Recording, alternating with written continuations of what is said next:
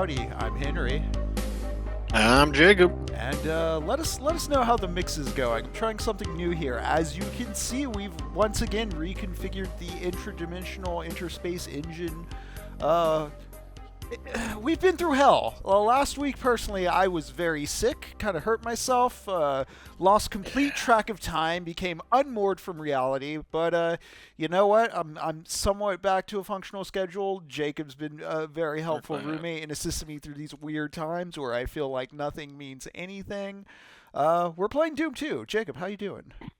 Doing real well, man. Glad that you're feeling a lot better. It was definitely some time for sure. Surprisingly so, because you're a very resilient and strong person. So really glad that you're back I at had it. 100.3 fever. I just I don't know what happened there, but Yeah, and negative COVID tests. So we're like, yeah, okay, yeah. well.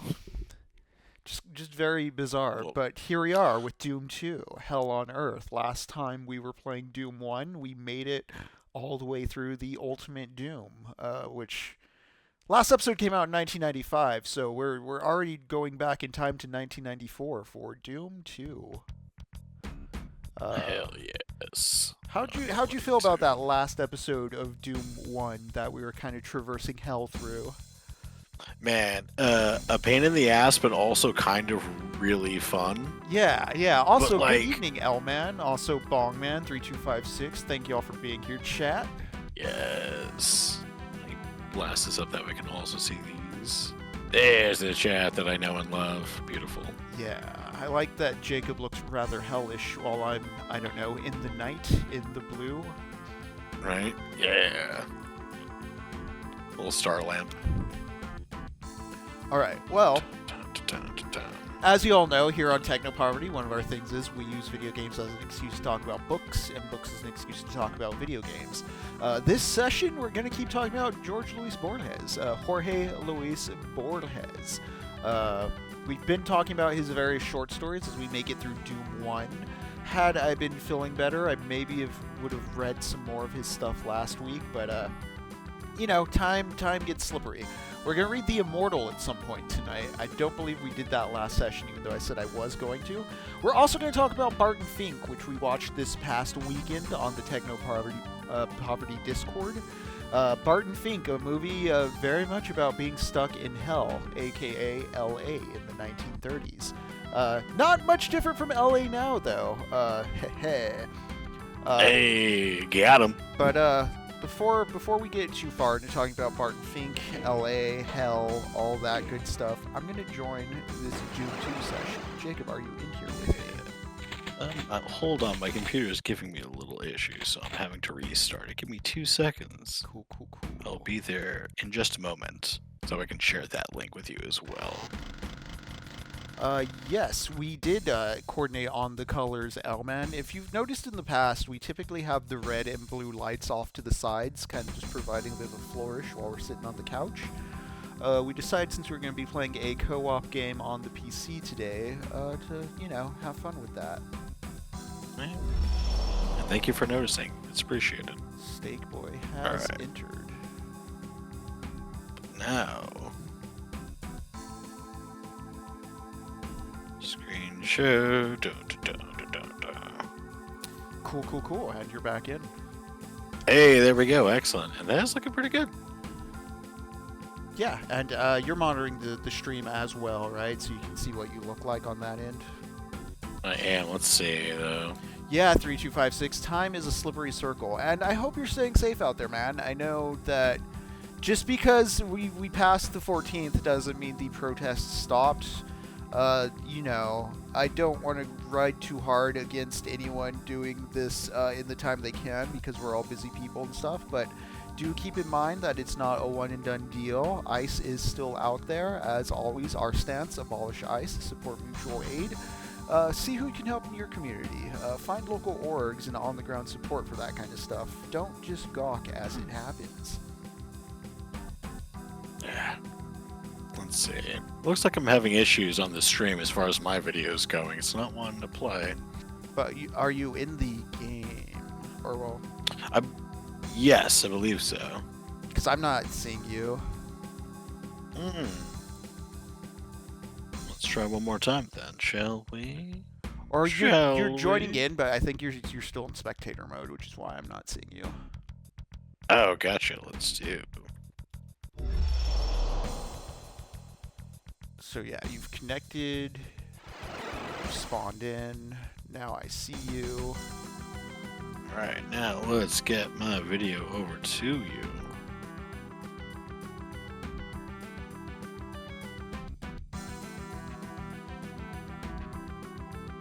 And you mitigate hell through connection with other people. There we go, I see Jacob. Yeah, truly. Alright, not bad. But, oh, you know what? Let's just do this. Maybe that's why Video Ninja is not wanting to do this. Fair.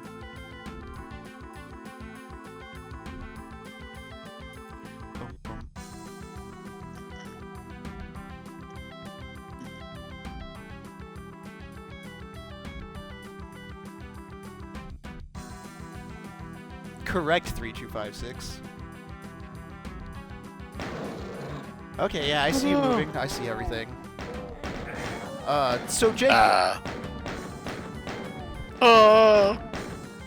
So Jacob, turn around. Yes, Henry. You can look up and down. Are you looking with the mouse? Do you notice that? And you jumped. I love this. And you jumped. If you come back here, there should be a secret. I think there's a secret weapon you can grab back over here. Oh hell yeah. No? Oh, did I pick that up already? Okay. That's fine. As long as one of us has it and the others don't. But yeah, we are playing Doom 2, and we have liberated ourselves from the confines of Doom 1 on the PlayStation 5. We're playing on the PC. We're playing GZ Doom, Zandronum. We have enabled mouse look. We have enabled jumping, although I would have turned off jumping because that can break some of the puzzles in the levels, but you know what? We'll play it fast and loose. Hell has no rules. That's true, and hell also have no fury like a woman scorn. Correct. Right. I got through that eventually. I apologize everybody for that. No. Murked. So where Doom 1 was about the Mars bases being overtaken by the forces of hell, Doom 2 is about us returning to Earth to find our home planet wrecked by demons. It is. Why would they do this to us? Yeah, why would the demons do this? Why do the demons want Earth? What is valuable about Earth? Why is hell here with us now? Why are we living at a time where when a police officer shows up at your door in Minnesota, you're instructed to lock the door, call 911, and let the police know someone who looks like a police officer is at your door? Just totally normal stuff. Yeah. Wow. What a time Nothing to be to worry alive. about here. Horrifying. Is hell, a self-isolating and being away from things, or is hell other people? Because that sounds hellish right there, having to wonder if, well, the ICE agents are going around not dressed like cops, and the people going around dressed up like cops aren't cops, but they're shooting people because everybody just lets cops shoot people, but we don't know who is the real cops and who's the fake cops. Maybe because there's no way of knowing. Yeah, maybe we should just get rid of cops as a concept. No, we can't do that. Also, what is the hotkey for the map? For me, it's the enter button. Oh yeah, there we go. Excellent. Oh, it's got the little arrow. That's kind of cute. Yeah.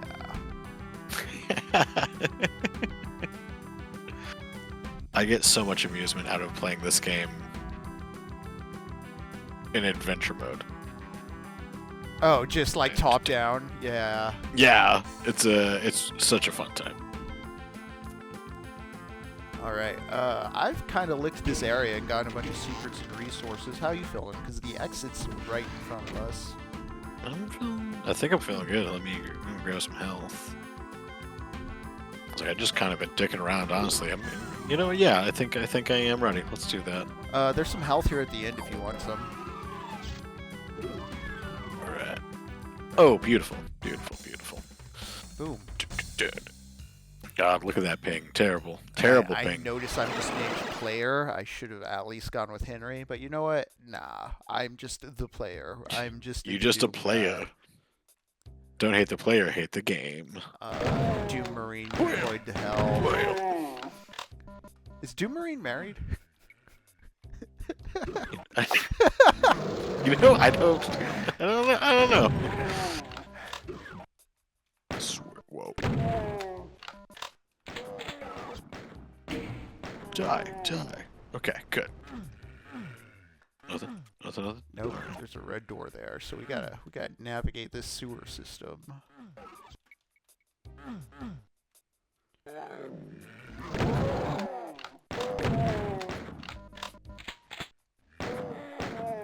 kind of dark, scary highway. Fuck yeah.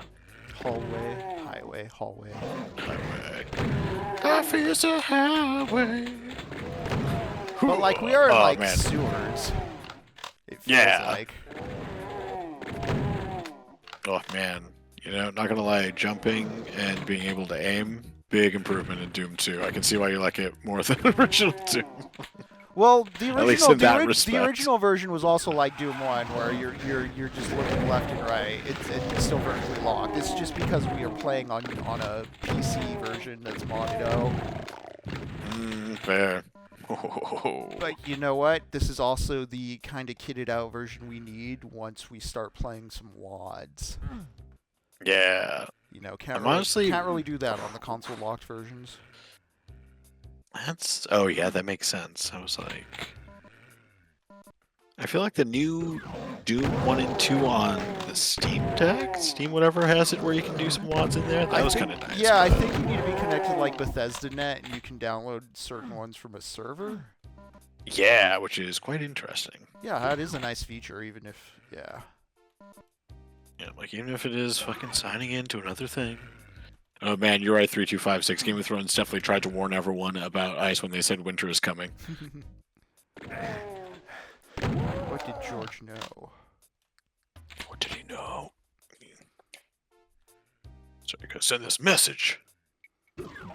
It's okay. I got the red key. Thank God.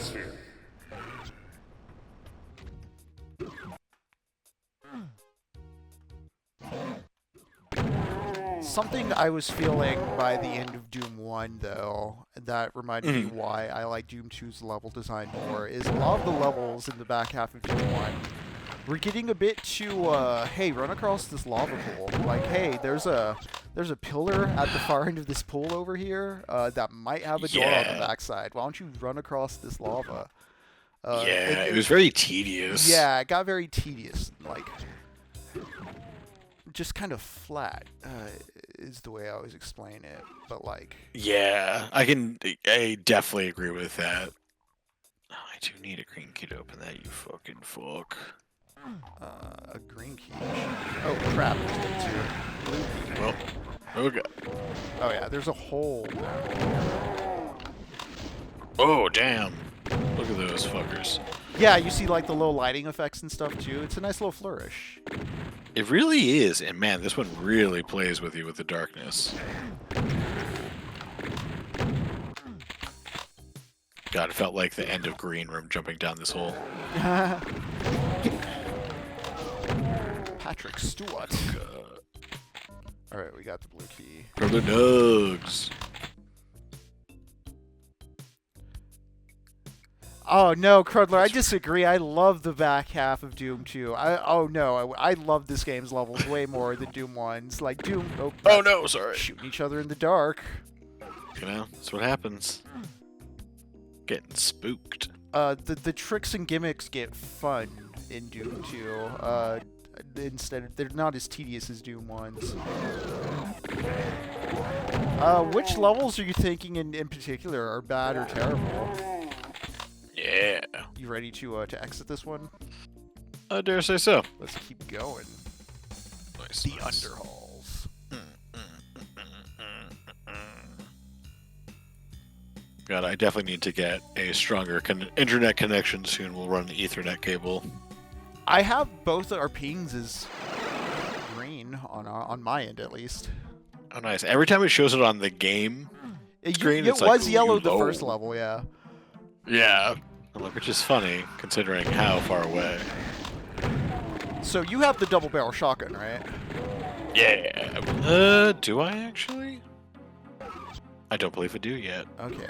Hopefully you'll find one this level. It's one of the Doom 2 weapons. It's not in Doom 1, and I love it. You know, it's a double barrel shotgun. It's a shotgun with 2 barrels. It has twice the spread of the regular shotgun.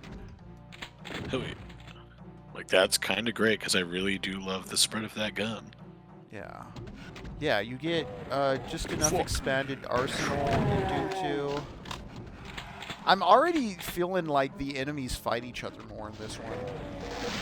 Oh, yeah, absolutely. I was like, in the first couple, I didn't even really feel like they did do that, or there was just not enough chances because they just wanted to kill me. Who's that big mad dude? Oh, you're perforated by a chain gunner.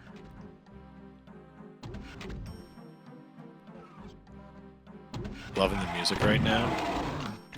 Yeah.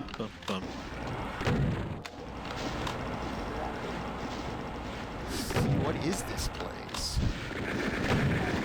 Alright, where am I? Oh shit! Can't do that? Nice.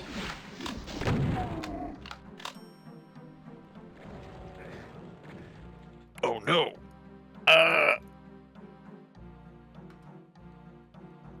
Did you die? No, I'm still alive, but...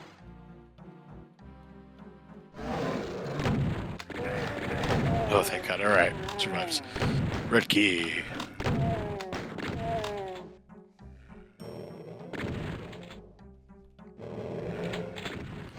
We'll see as we make our way through which ones trigger your memory, Crippler. Do you remember the chasm by chance, or the chasm? It's a big interior level near the end with very narrow walkways. It looks like a huge... Oh, shit. Why did you do that? I was reminiscing and nostalgic about hell, and I got shot in the back. Damn. Yeah, they'll do that. Oh, these guys, the IDF, you can't do that. Come on. Come on. Can't kill his children. I mean, you can. Come on. I mean, yeah, you absolutely can, unfortunately. Look, we're gonna make an AI-generated video of France getting nuked by Iran in 2027 as evidence that we need to act now. That actually happened. That really happened. I saw that on the internet. I was very mad. That's painful. That's dumb, and it is painful. Come on, I know one of you bitches goes down. Come on, is he you? Come on. I don't even know where you are in this level. I'm just like in a little courtyard. Wee little arrow. Can't do that.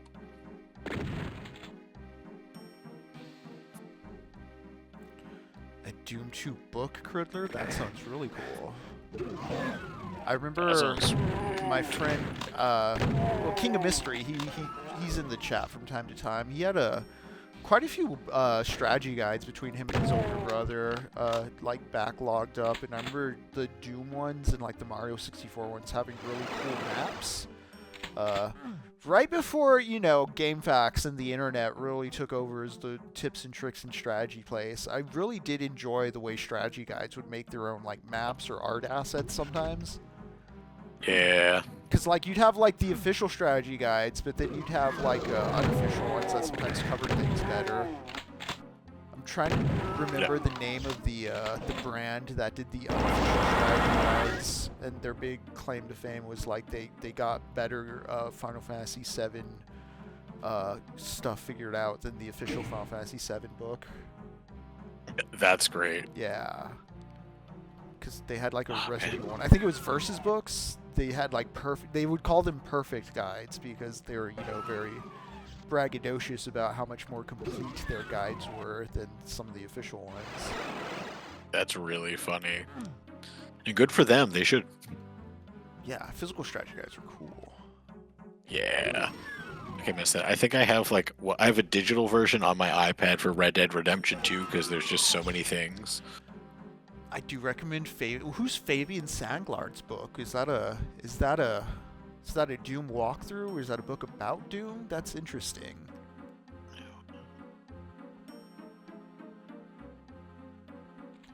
Oh, that sucks, 3256. I see, because strategy guides can still be like cool collections of concept art, or like if there's like official interviews and supplemental material, that's cool. I think the kind of death knell or beginning of the end was maybe the Final Fantasy IX strategy guide that basically had a bunch of margins where they're all like, oh, go to this URL to look up the rest of this strategy. God, that was so annoying. Yeah. They're like, what will happen with the death of print? And like, go to the internet. Come on, guys.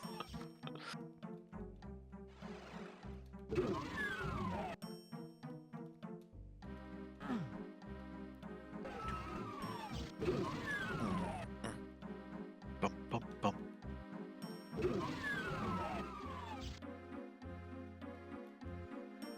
There was a BFG jumping down there. Partial invisibility. Well, you're invisible. Yeah. We go back over here. We got a blue key card. No, this is the start level.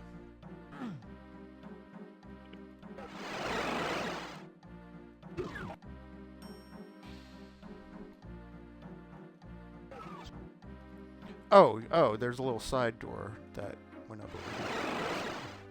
Walk that little thin bridge. Oh, you were already down here. Red key. Possibly.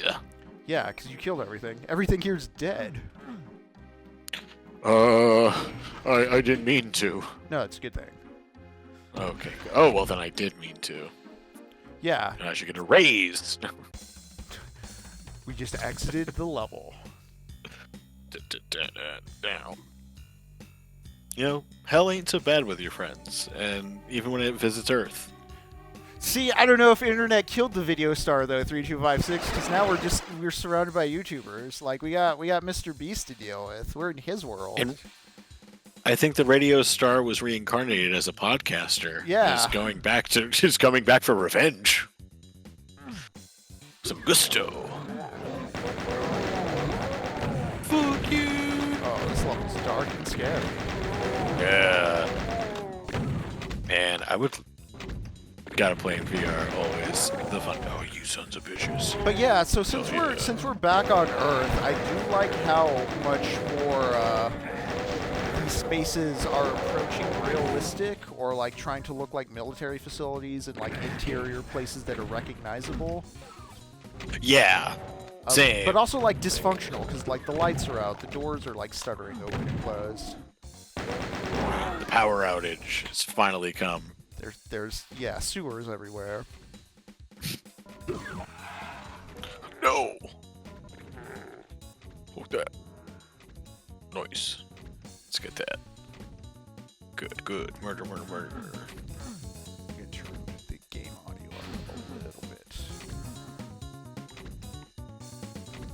You know, I might actually do the same now that you're saying that. It's just a little lower. Turns out, if you don't know the Geneva Convention, you can get away with breaking it. Yeah. I didn't know. I'm just a little guy.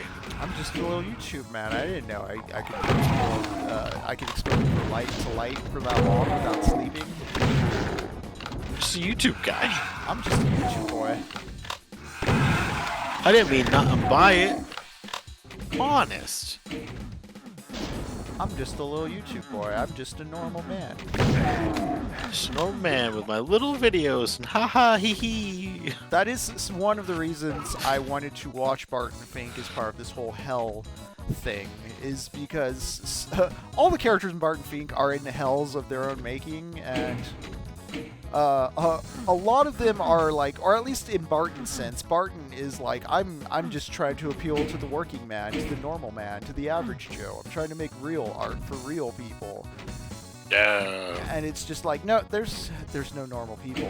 I'm sorry, Barton. You don't, like... On top of Barton ignoring Charlie, the insurance salesman, who is the most normal guy there, Even Charlie, as an insurance salesman, sees himself as a salesman, not like a normie. He wishes he was a normie in the same way Barton wishes he was a normie, despite being a writer, although he doesn't really wish that. Like, the way the movie is about, like, other people being like, oh, if only I was a normal man, or, oh, but the common man, I don't know, it reminds me of the way a lot of people act like they're not normies when it comes to talking about internet discourse, or like just we've talked about this a bit before, the way reactionaries use the term autistic just a bit too liberally because they describe themselves as being like quirky or nerdy for reading like one book or like a whole Wikipedia. Yeah, having an interest in something. Yeah. Like, I know a lot of things about any subject. You're like, well, people can still do that regardless of autism. I'm not normal. Like, yeah. Why is everybody scared of being normal? Why is that the hellish imagining? Because we're Americans. We can't be normal. That can't be average. Yeah. It makes you a loser. Like I am. You're dying right then and there. Damn it. Got the secret. Anything else in here? Scared of being normal. That's the thing, though, Crudler. Like, there is no normal. Like, in terms of, like... Right, you're weird to somebody. Yeah.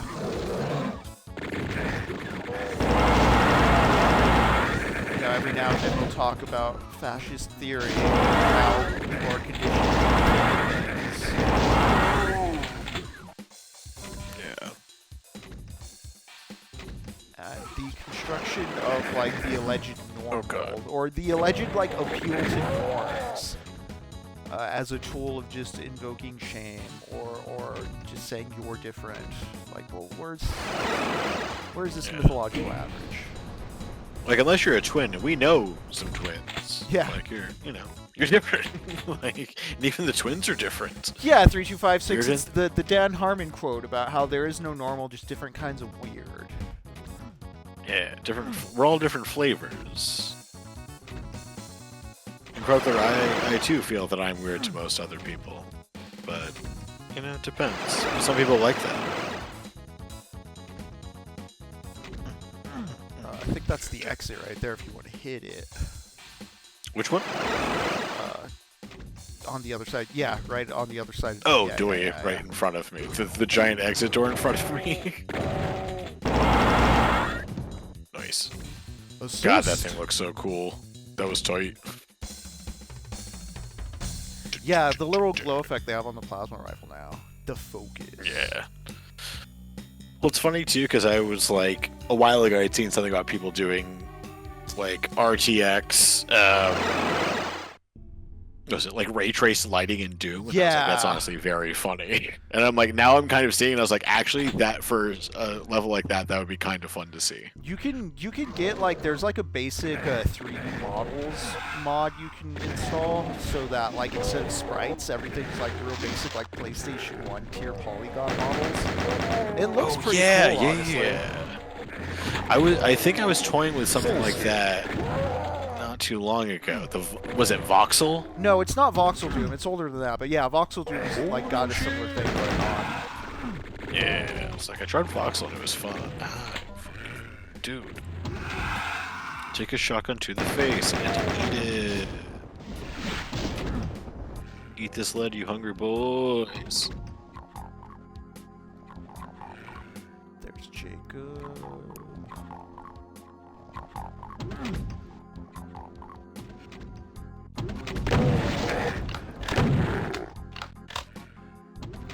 Yeah, these little like elaborate window hallways and just like the torch decorations, just nice little flourishes. A bit more lived in than Doom 1 maps.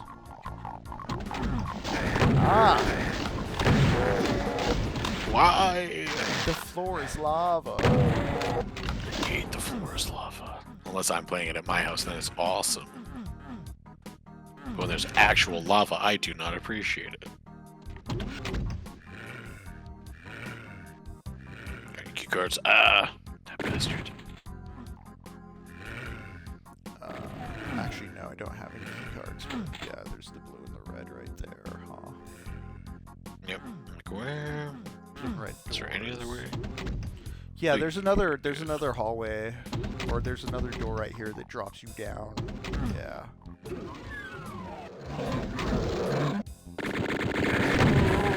And there's chain gunners. Oh boy, it's dark. Oh, that's you.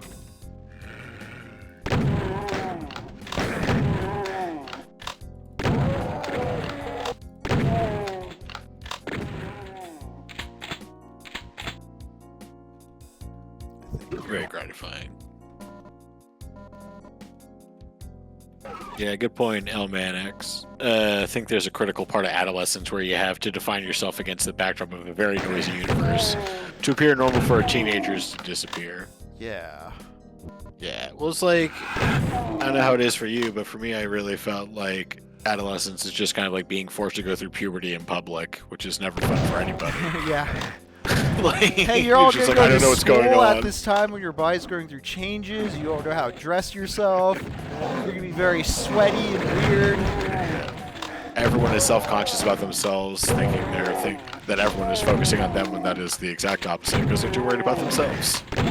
Also, I don't know what the cultural landscape is now, but I very much remember American Pie movies and all that. So like, I don't know if like Zoomers are better about this than millennials, but I feel we were like right at the tail end of the jock nerd dichotomy of like, you gotta get laid in high school, nerd. Oh, for sure. It's like, the sex comedies. Don't you see, guys? Gotta get laid. Stifler's mom, guys. Whoa. Invisibility. Man, I would still go for Stifler's mom. Invisibility. Sorry, I was mowing demons. Like Jennifer Coolidge, please. We all love Jennifer Coolidge. Yeah. Go.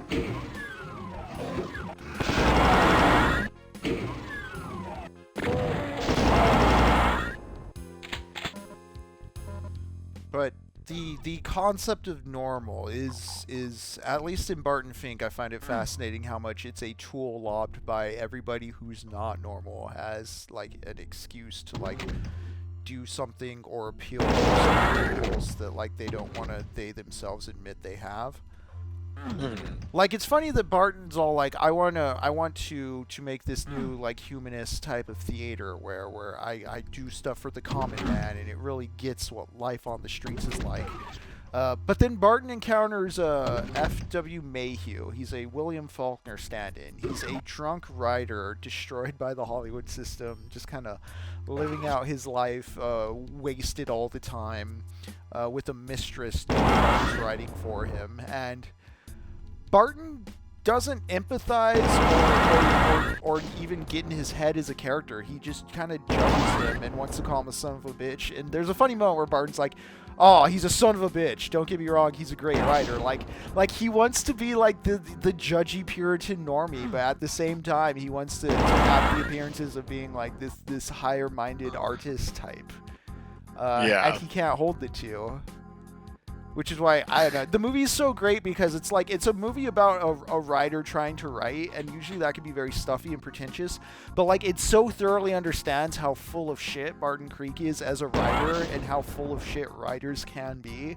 And it's also a movie that's just really good at being about like, hey, movies aren't true. Like, yeah, you can read meanings into movies, you can have fun interpreting movies and stuff like that, but like, these aren't real. Yep. These aren't true. You know, Barton as a writer in the movie is trying to make plays that like speak the truth, but they're not true. There's no truth in there. It's all hollow. It's all artifice, which is why he gets stuck in hell and he can't figure out what to do because he thinks there's some truth on the page. It's just gonna come out, and it's like, no, dude. Like, you need to you need to have actual life experiences. Yeah, that's where you get the good stories. Which he throughout the movie, he's just completely either like judgy or ignorant of like people living lives around him. He wants to just stuff it all up and like be in his own head, but his head has nothing. He's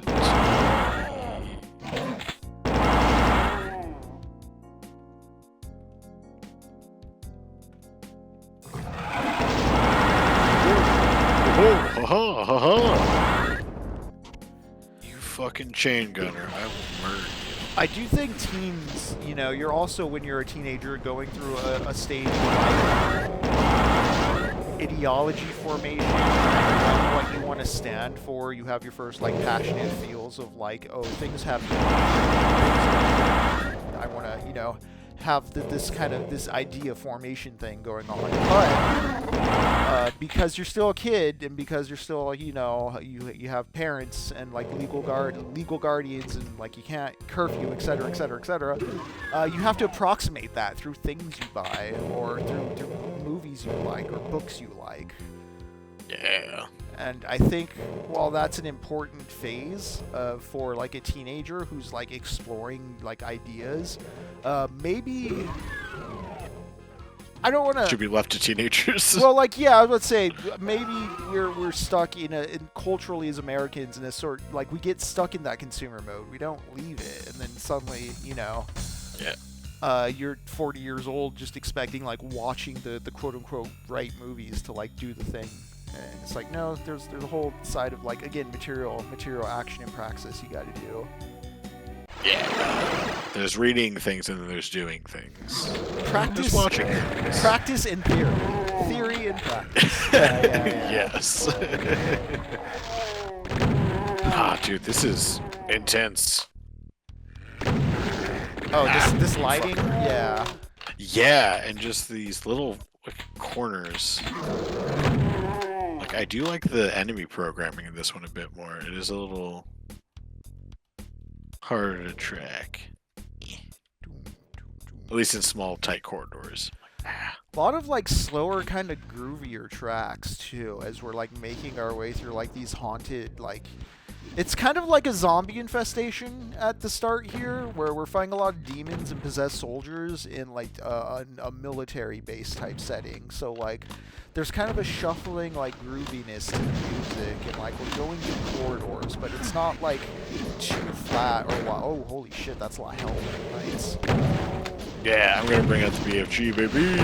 Do it up.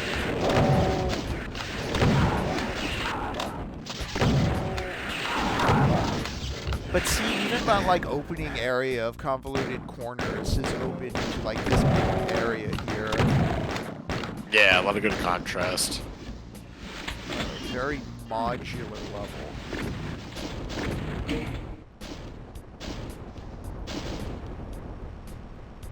Oh, I believe.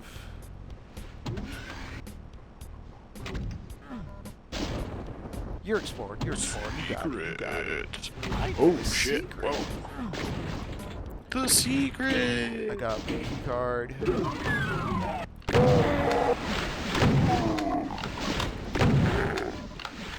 Oh no! Oh boy!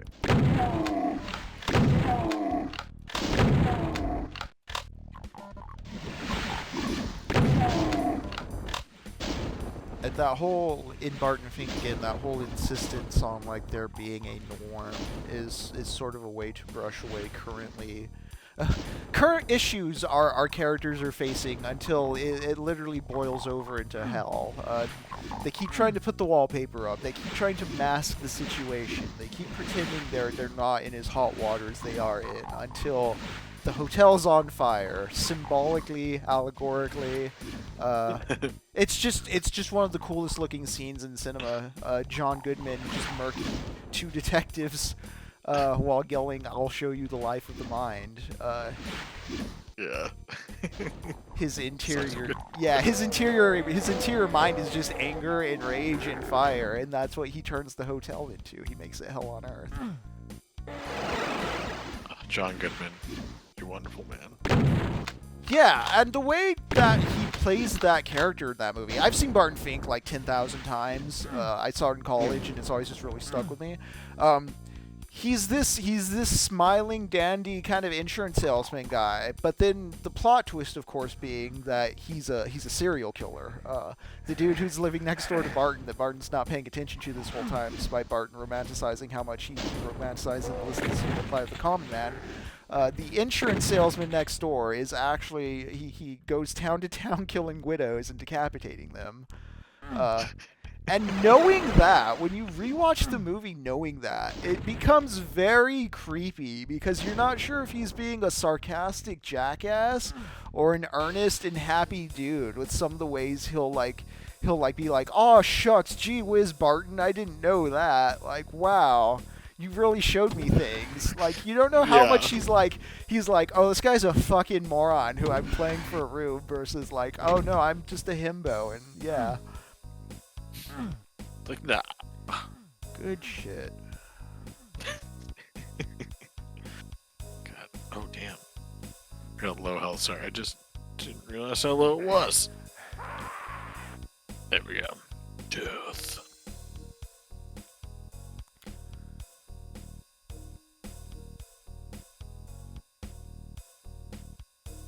Oh, no. These chain gun motherfuckers. Ciao. Cruther nugs. I stood for 80s metal, wearing black, and being a dick. I grew tremendously getting away after high school. Yeah. Man, I have a teenage niece who always loved drawing, but she told me she didn't get into the art.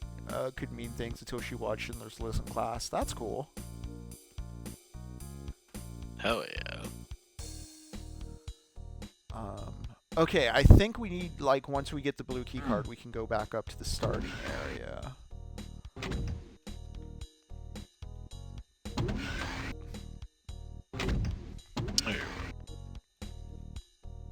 I think there's like a blue door to the side somewhere here. Yeah, back here to the right.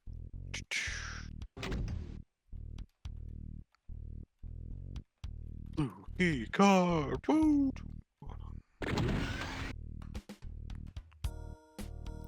Oh yeah, how did I miss that?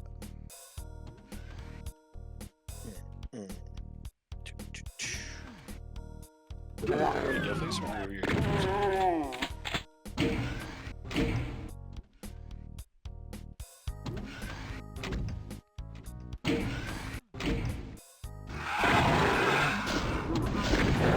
Yeah, if you go through the blue door, that's the critical path. I'm not sure if you need to go back to that big chasm. Oh, gotcha.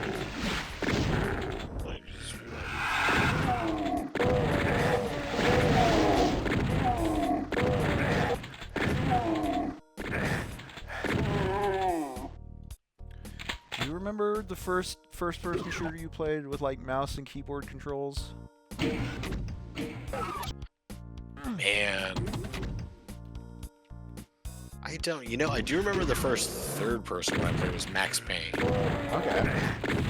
Like playing that on my buddy's dad's computer. I think the first mouse and keyboard, like first-person shooter I played was the original Unreal Tournament. Oh, yeah, actually, I think you're right too. Like the 2004 one. Because like I played Doom before that, but like, you know, the original Doom without mouse look, where it's all keyboard controls. Yeah.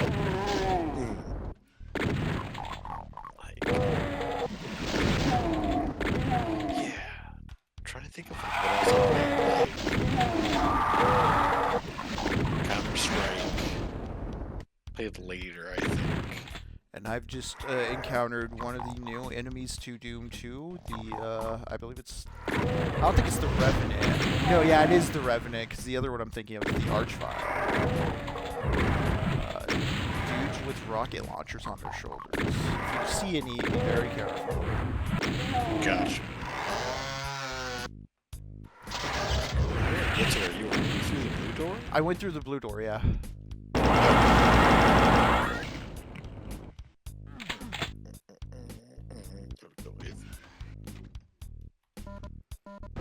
And we got a red key card. The trail that Henry is left of this dead. If you see the red door, feel free to go through it. Oh yeah, yeah. There's nothing over there. But there might be some weapons or something, but yeah. Oh. At least I don't think we have friendly fire now. Yeah. Got him. Ooh, nice.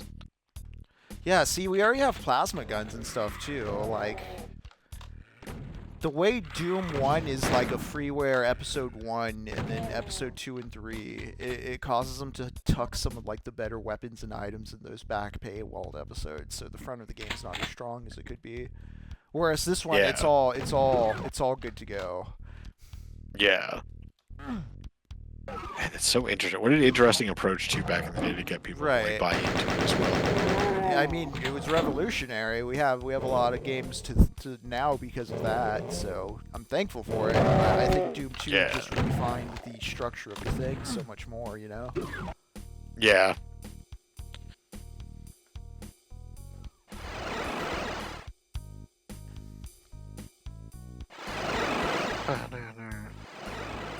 I'm thinking about like even episode 1 of Doom 1, how like once you hit like level 3 or 4 or 5, it does start to get already a little convoluted and in on itself. Is there a switch on this thing we hit or something? Yeah.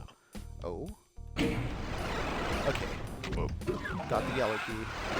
Oh, nice.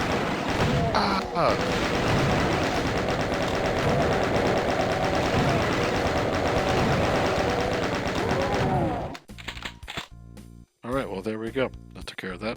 All these like hordes of humanoid types too are also giving us like, oh hey, that takes like possession vibes. Well, besides possession vibes, they're dropping chain guns and shotguns with more frequency than in Doom 1. Remember how much we were pistol starting in Doom 1? Oh yeah, the whole time.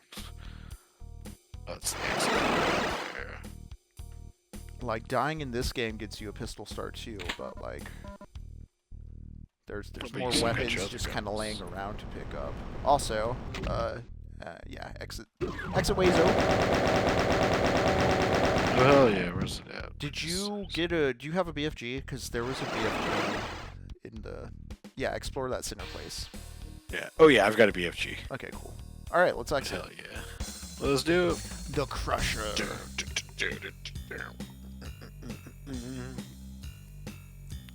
Henry, did you play bass? No. My friend Michael, I'll not say full names, but my friend Mike did. Bass and guitar. But he played bass in a band called Ayatollah. Oh, tight. Yeah.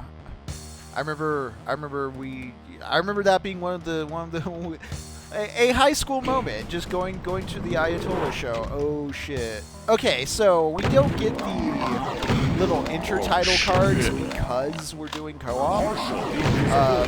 But we just we're like approaching hell now.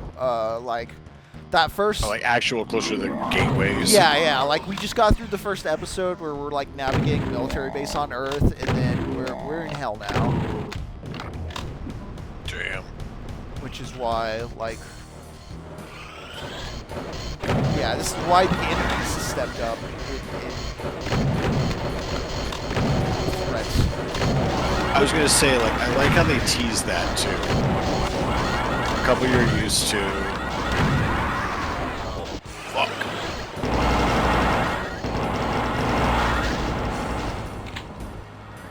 And yeah, these are all new enemies as well. Spider Masterminds, Magpie. Yeah. Megasphere. Again, like, Doom 2 adds a few more demons, a few more weapons, and the overall variety is just nicer. Yeah. Yeah, I think we might have to make some maps. Yep. Now, how many people are going through and making like full new games inside of these WADs, like recreating a lot. games? There's a whole thing called the Kako Awards you could look into. It's like the Oscars or the Golden Globes or the Emmys for Doom WADs. Dude, hell yeah. They released best of the year list and shit. Dead simple finish. Nice.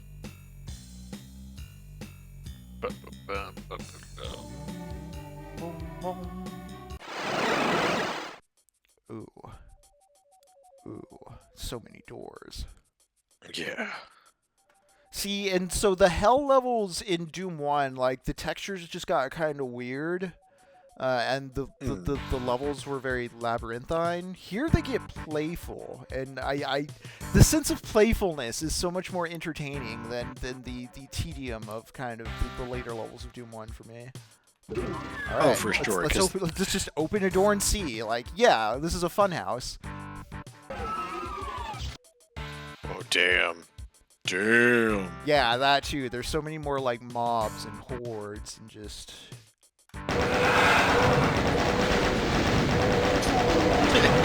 God, this is great. Summer Oh Lord, you got this.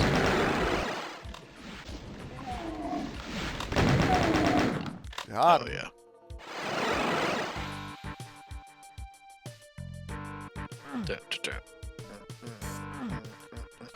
Switch here. What's that switch do? Oh no. You can pour back up there.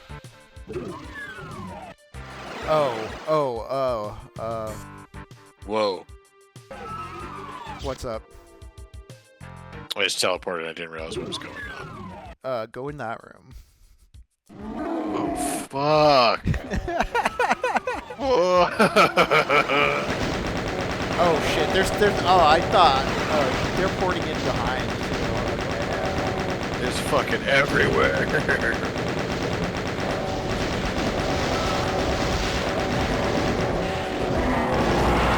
BFG, be my savior right now. I ran in and got the yellow key. Nice. Okay. Cool. Oh, thank God. Cool. Well, I survived that. Thank God. Look at that cute little cave with that weird little butthole eye. Yeah, the little wink switches. Yeah. Wait a sec. What did that just do? Was that?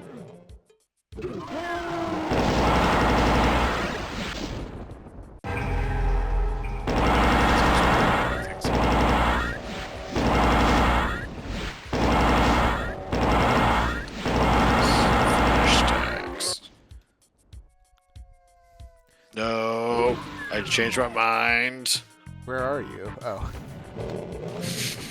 These stupid ghasts. Right? Are these the ghasts? The cacodemons? Cacodemons, there we go. Oh, there you are. Hey, buddy. Yeah. I see you're fighting Hellspawn. You know?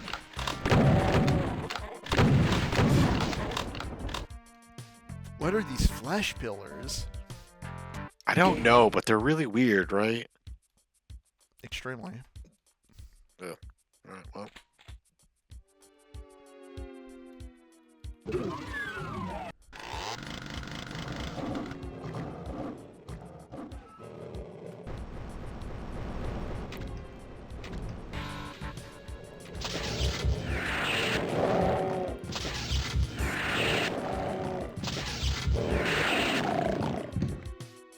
Pinkies ahoy.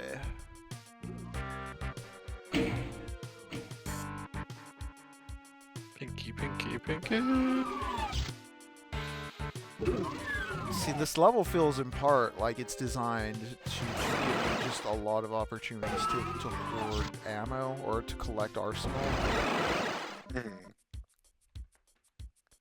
just rolling in it. Good Lord, yeah, this is a fun one. Oh, back here.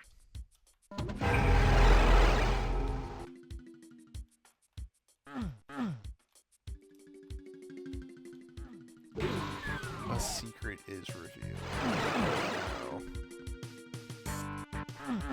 What do you mean? Bow, bum, ba, bow.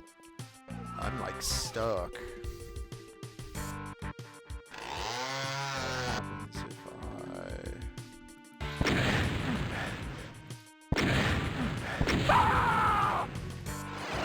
Okay.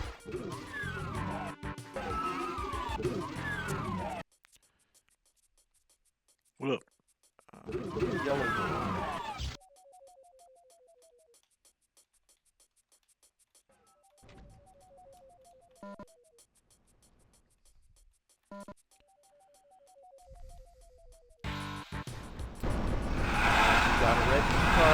a lot of demons.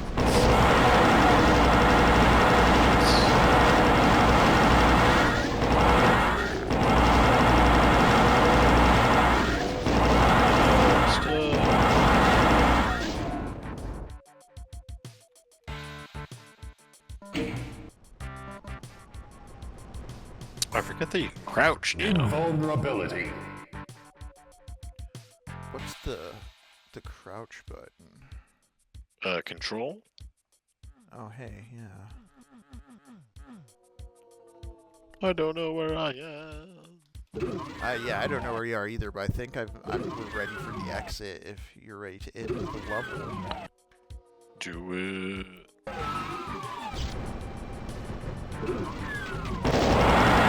Alright, we are exiting. Nice. That is Tricks and Traps.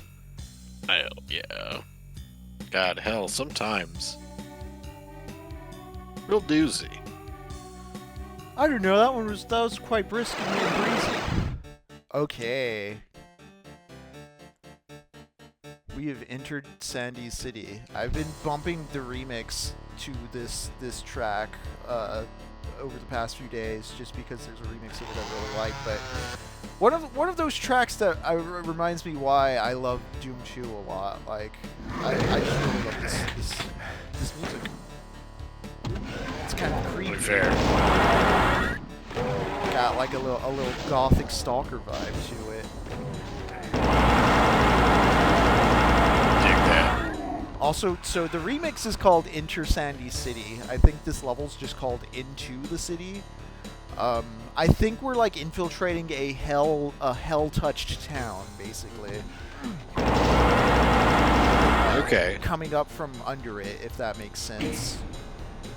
Which is why we're entering the city here. But I bring it up because the remix is called Into Sandy City because this level was designed by one Sandy Peterson, who designed quite a few levels on Doom 2, but is also infamous for taking too much credit for stuff in Doom as far as... he's great on Twitter, yeah, right? Yeah, exactly. He has quite a fun Twitter presence because he'll drop some anecdote about like something that allegedly go down, and then like John Carmack or John Romero will be like, "Hey Sandy, hope you're doing well. This isn't true." No. Yeah. Wish you the best. It's very cordial. Just very kindly like, "Oh, Sandy." Yeah, buddy, no. He did go on to design levels in other games as well. Again, it's very interesting, just the lineage of Doom. Again, the last episode we played of Doom 1, Carmack did bring some superfans on board, superfan map designers, for that fourth episode. Which is just so cool, damn it, I'm dying.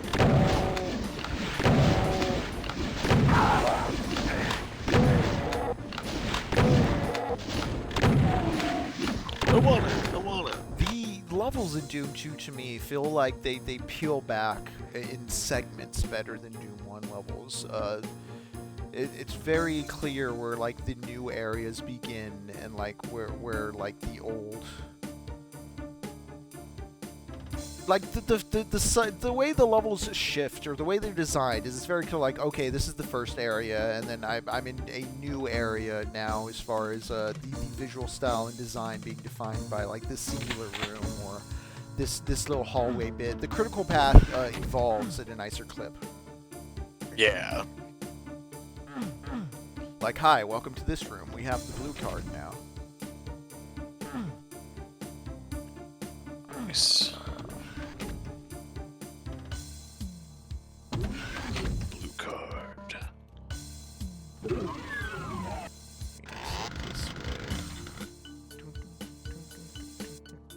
Pots and pans music.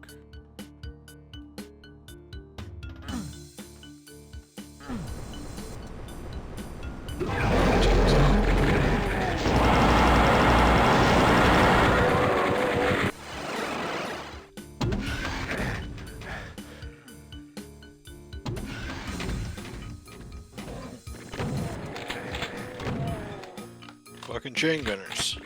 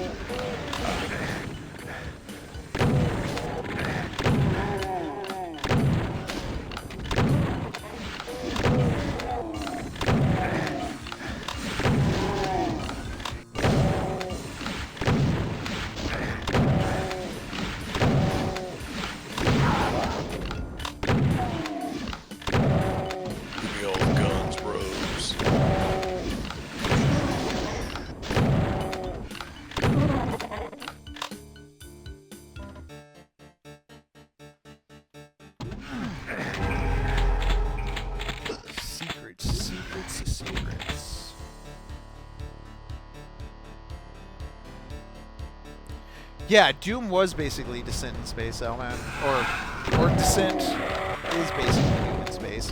Although, I mean, Doom 1 is in space. Doom 2, what we're playing now, is on Earth.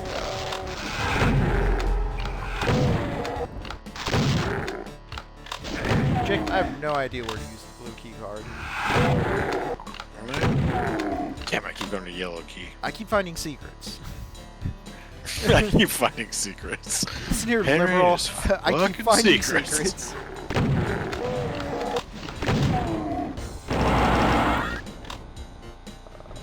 Fuck these demons.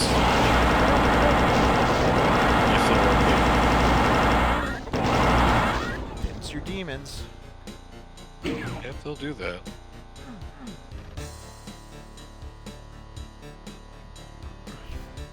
No, we already went through there, got the blue key. What are you? Gotcha.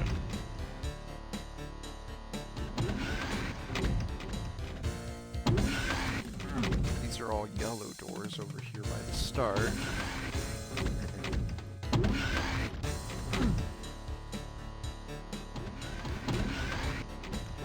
Again, to reiterate how much Doom 2016 to me doesn't feel like classic Doom, notice how much this level is us just sort of... Or how... You go into adventure mode in these levels. It's about figuring out where the keys are to the doors and what opens what. Yeah. Where am I going, eh? What am I doing with my life? I fucking never know.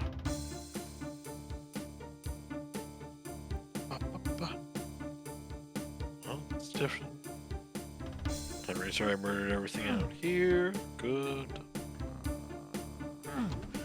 Oh, here's the blue door.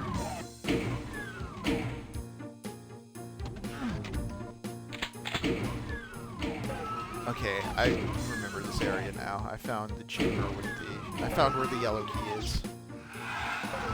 The yellow key. The yellow key. Yes, the key in yellow. Excellent. Found a yellow key.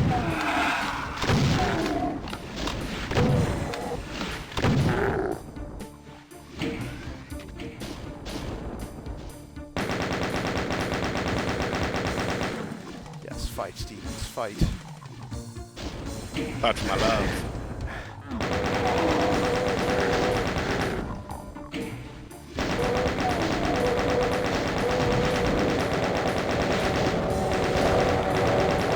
Yeah, was Dark Forces, Jedi Knight Dark Forces, L-Man, was that a Doom engine game? I know it was a shooter. Star Wars shooter with 2.5D sprites.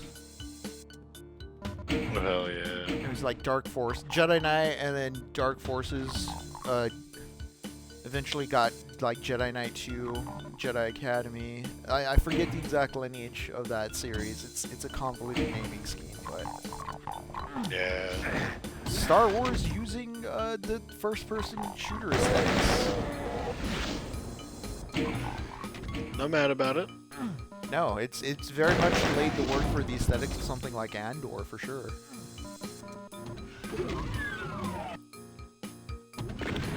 Oh, there's Henry. Yeah, okay, we got the yellow key now, so we can go back over... Go back over to these doors. Yeah, the doors by the start. Let's just ran over into the acid. Don't want to do that.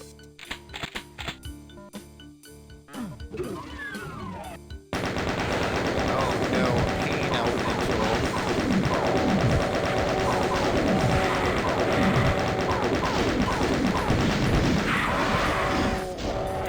So Jacob, I don't know if you've seen the pain elemental yet, but just to let you know what that is, it's a cacodemon that barfs up lost souls, the fire skulls. Oh, yeah, I ran into one earlier and I just got killed by one.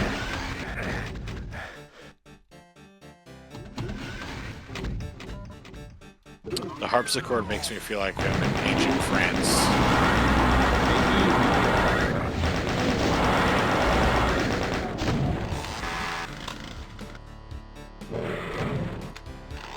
I'm like,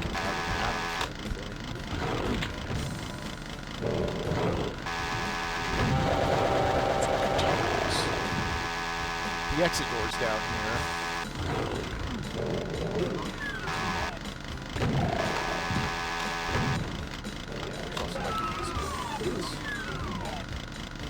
Let's go.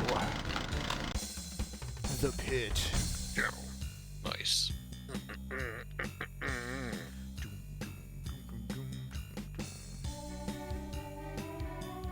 Go ahead and ready up.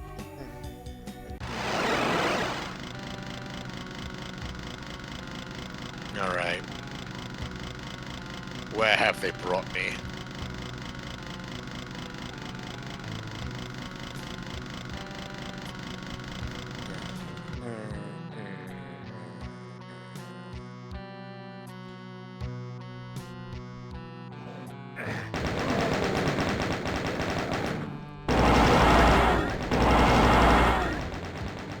Weird hallways have we found ourselves in.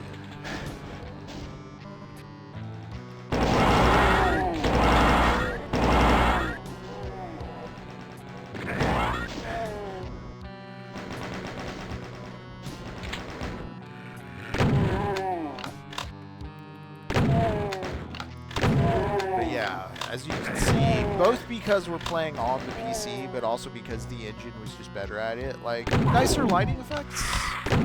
Yeah. I believe, too, like, better support for hordes of enemies. Like, the total number of enemies you have in one instance on screen. This Doom 2 engine's just more efficient than the Doom 1 engine at that. I think the big thing with the Doom 1 and 2 engines is that they can't create spaces on top of each other. So if you ever notice, like, you'll go up stairways and go to higher and lower planes in this game, but you'll never go, like, under stuff that you've been on top of, if that makes sense. Oh. Yeah, interesting. Yeah, nothing directly on top of it. It's always off to the sides. Yeah, and so that feels really limiting in Doom 1. It's part of why I say Doom 1 levels feel flat, because they were still like trying to figure out ways to like really hide that or work around that. I feel like Doom 2 does make like roofs and like open ceiling areas and stuff in ways that like it doesn't, you know, you're never walking on top of a thing, but like you know, the illusion's there. Yeah. That you're in like a multi-level facility or that you're going to like the second floor on something. From what I understand, there's some wads that get real trippy with that whole thing. We'll explore in time. That's kind of fun. Yeah. Yellow key. We got it. Good find.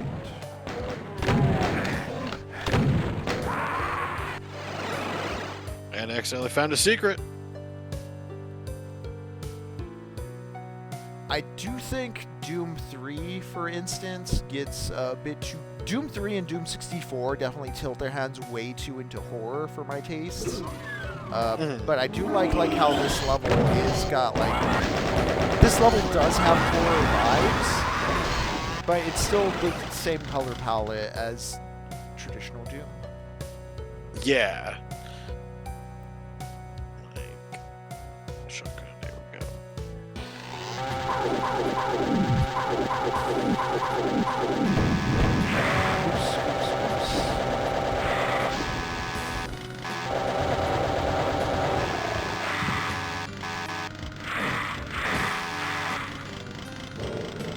They called them Jedi and Sith, the engines? Interesting.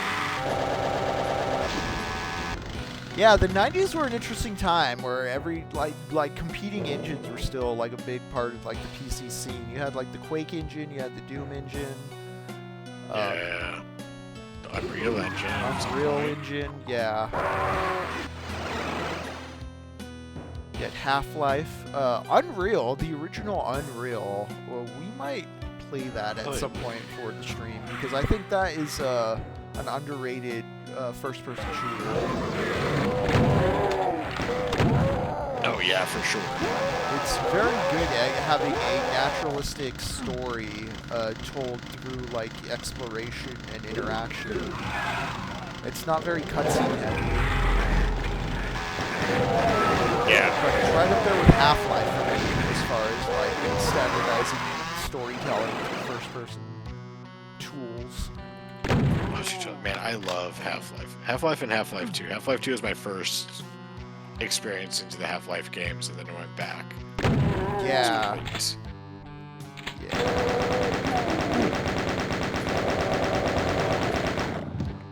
Half-Life 2 also, got everybody invested in Steam.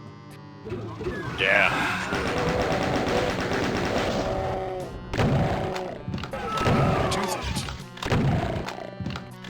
So you have the yellow key card? Yeah. Okay.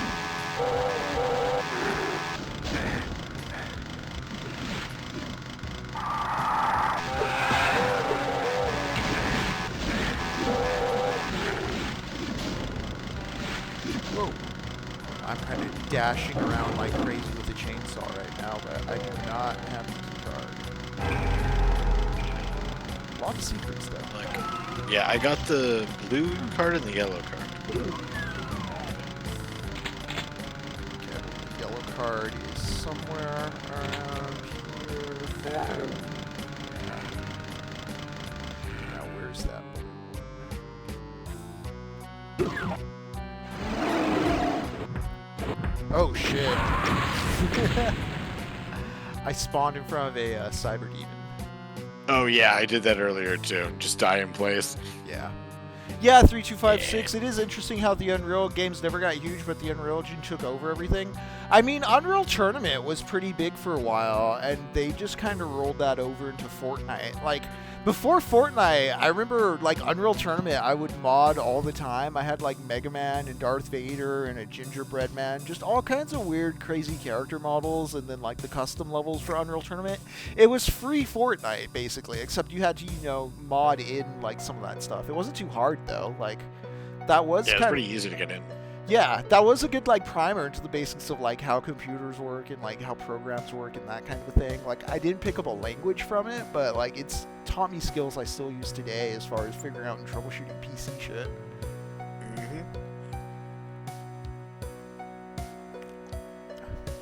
Also, though, like,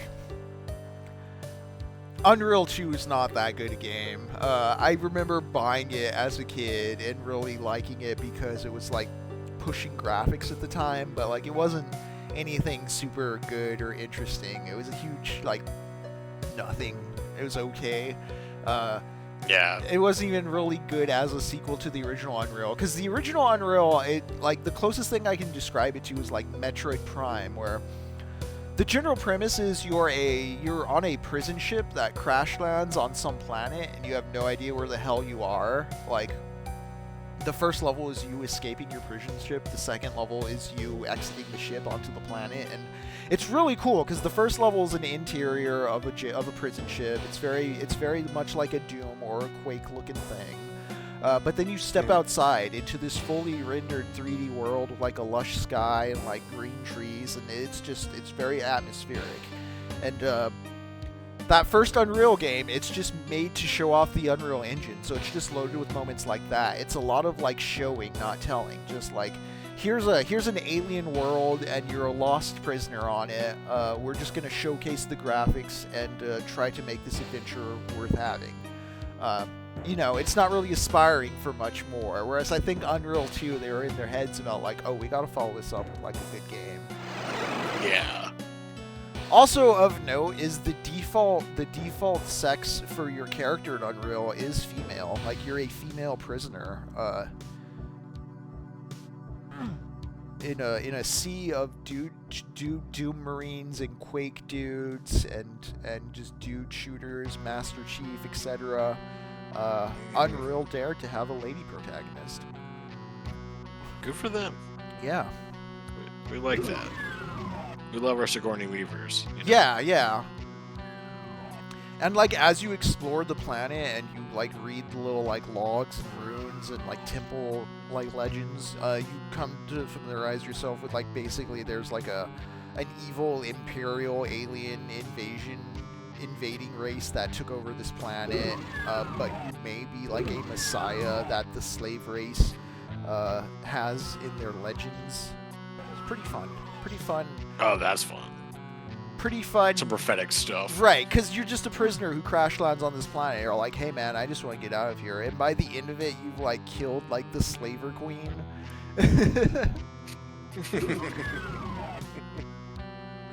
Video games are too woke. God. How dare it say slavery bad? Where's the yellow door? I feel like you're light years ahead of me on this map, Jacob, because I took a moment to stop and ramble. Man, no idea if I am. I still have these, like, goggles on. I got shot by a cyber demon. Okay. I did too, but I don't remember how to get back there. See, the thing is, I took a secret portal. Big Rain video game boy took a secret portal. Yeah. I gotcha.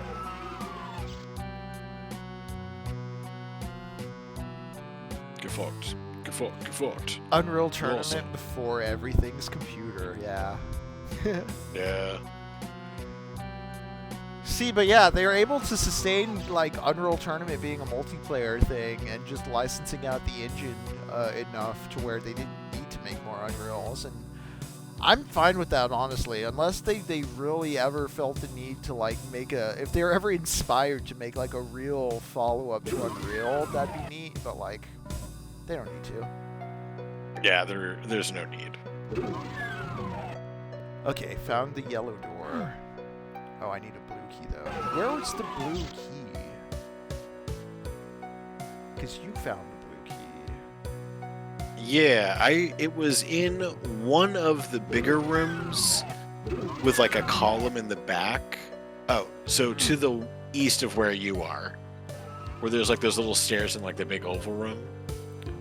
To the east of me, okay. Yeah. Like, go south and then hang a left. No, other way. Yeah. Yeah, there, then head down.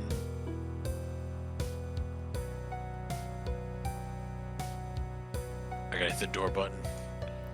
Maybe? Yeah. It should be in, like, the back of a column.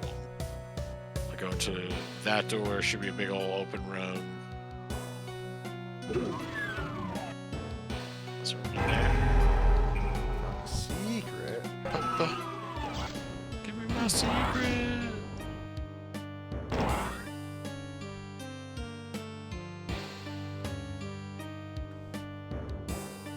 Back of a column.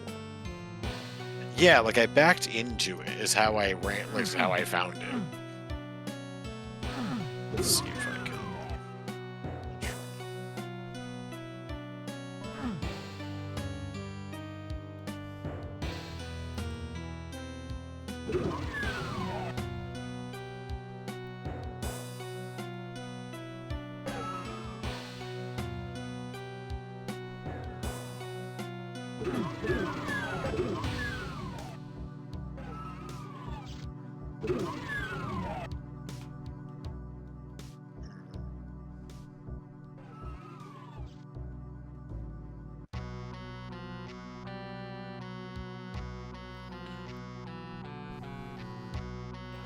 Well, if you go... Man, this music also reminds me of guitar tabs. Yeah. Learning to play instruments. If you go to this other room, there's like a yellow door and then there's a blue door.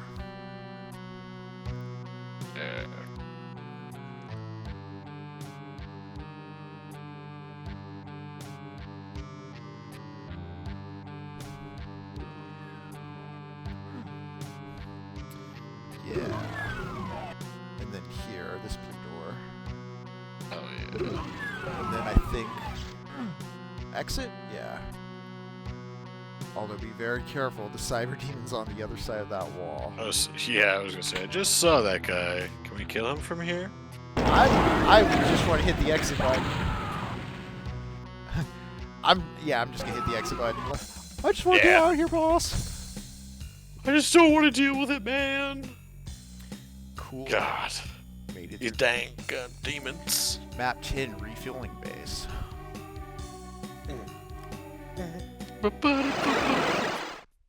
Oh, there's a big boy down there. Fuck, dude, he's like right there. I'm just gonna hide right here. All right, Jacob, I'm gonna let you play with this level while I read some Borges for the audience. All right.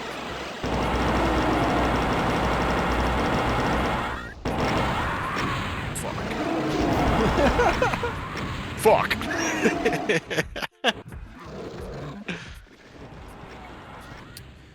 The Immortal by Jorge Luis Borges. Yeah, it's time, L-Man. Good night, Crudler. I hope you have a good dinner.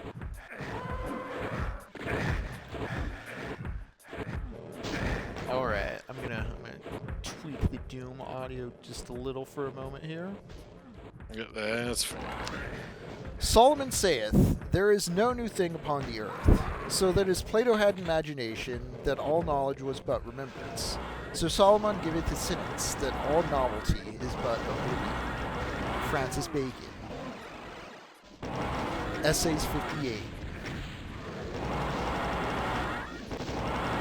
In London, in the first part of June 1929, the antique dealer Joseph Cataphilius of Smyrna offered the Princess of Luciange the 6 volumes in small quarto, 1715-1720, of Pope's Iliad.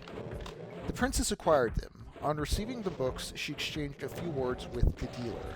He was, she tells us, a wasted and earthen man, with grey eyes and grey beard, of singularly vague features. He could express himself with fluency and ignorance in several languages. In a very few minutes, he went from French to English, and from English to an enigmatic conjunction of Salakana Spanish and Macau Portuguese. In October, the princess heard from a passenger of the Zeus that Cataphilius had died at sea while returning to Smyrna, and that he had been buried on the island of Os. In the last volume of the Iliad, she found this manuscript. The original is written in English and abounds with Latinisms. The version we offer is literal. 1. As far as I can recall, my labors began in a garden in Thebes Hecatomplios, when Diocletian was emperor. I had served, without glory, in the recent Egyptian wars. I was tribune of a legion quartered at Bernice, facing the Red Sea. Fever and a magic consumed many men who had magnanimously coveted the steel. The Meretnians were vanquished. The land previously occupied by the rebel cities was eternally dedicated to the Platonic gods. Alexandria, once subdued, vainly implored Caesar's mercy. Within a year, the legions reported victory, but I scarcely managed a glimpse of Mars's countenance. This privation pained me, and perhaps caused me precipitously to undertake the discovery, through fearful diffuse deserts, of the secret city of the Immortals. My labors began, I have related, in the Garden of Thebes. All that night I was unable to sleep, for something was struggling within my heart. I arose shortly before dawn. My slaves were sleeping. The moon was of the same color as the infinite sand. An exhausted and bloody horseman came from the east. A few steps from me, he tumbled from his mount. In a faint, insatiable voice, he asked me in Latin the name of the river bathing the city's walls. I answered that it was the Egypt, fed by the rains. Another is the river I seek, he replied sadly, the secret river which cleanses men of death. Dark blood surged from his breast. He told me that his homeland was a mountain on the other side of the Ganges, and that on this mountain it was said that if one traveled to the west, where the world ends, he would reach the river whose waters grant immortality. He added that on its far bank the city of the Immortals rises, rich in bastions and amphitheaters and temples. Before dawn he died, but I had determined to discover the city and its river. Interrogated by the executioner, some Mortine prisoners confirmed that the traveler's tale, someone recalled the Elysian plain, at the end of the earth, where men's lives are perutable. Someone else, the peaks where the Patulus rises, whose inhabitants lived for the century. In Rome I conversed with philosophers who felt that to extend man's life is to extend his agony and multiply his deaths. I do not know if I ever believed in the city of the Immortals. I think that then the task of finding it was sufficient. Flavius, proconsul of Getulia, gave me 200 soldiers for the undertaking. I also recruited mercenaries, who said they knew the roads and were the first to desert. One of the things I'm noticing as I'm reading this, when we talk about Borges as a bridge to postmodernism, is how much he relies on other histories or other references. He wants to show you that he's like a learned dude of knowledge, not in a pretentious way, but it's a way to establish credibility of his narrators and his stories. Hey, what's up, A.R. Berlin? And so it's very interesting to me how much he goes through tracking down the exact kind of Romans he was with, the languages being spoken, what he was doing in Thebes and Alexandria. He's citing these Greek histories to build credulity. I'm gonna respawn in Doom real quick. Jacob, how's the map treating you? Like hell. Like hell. Excellent. Wonderful. Yep. I killed the cyber demon in the middle, though, so I'm feeling a little bit. A.R. Berlin, we are in the middle of reading Borges' The Immortal. We just learned that there is a city of the Immortals, and it lies on the opposite end of a river at the end of the world if you keep going west. And so our narrator has taken a legion of soldiers and decided to go seek it out. He's sometime in the past. He's under Caesar, or Caesar and Alexandria are fighting. There's some history going on. The point is, it's establishing that it was long ago. Later events have deformed inextricably the memory of the first days of our journey. We departed from Arsinoe and entered the burning desert. We crossed the land of the troglodytes, who devour serpents and are ignorant of verbal commerce. That of the Garamonts, who keep their women in common and feed on lions. That of the Agiles, who worship only Tartarus. We exhausted other deserts where the sand is black, where the traveler must usurp the hours of night, for the fervor of day is intolerable. From afar, I glimpsed the mountain which gave its name to the ocean. On its sides grows the spurge plant, which counteracts poisons. On its peak live the satyrs, a nation of fell and savage men, given to lewdness. That these barbarous regions, where the earth is a mother of monsters, could shelter in their interior a famous city seemed inconceivable to all of us.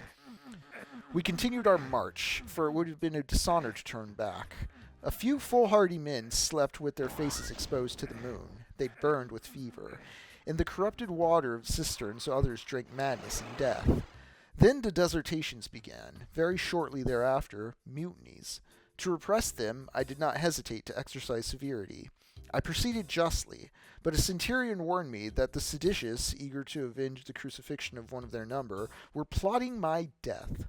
I fled from the camp with a few soldiers loyal to me. I lost them in the desert, amid the sandstorms and the vast night. I was lacerated by a Cretan arrow.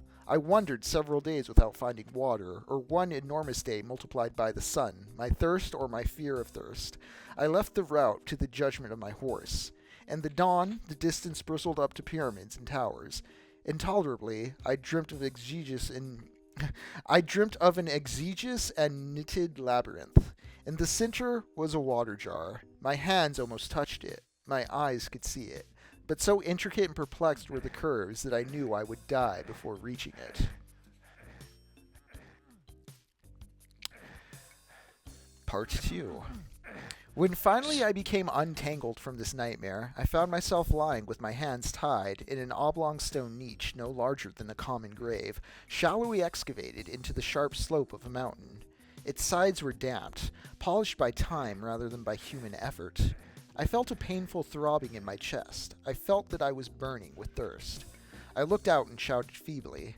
At the foot of the mountain, an impure stream spread noiselessly, clogged with debris and sand.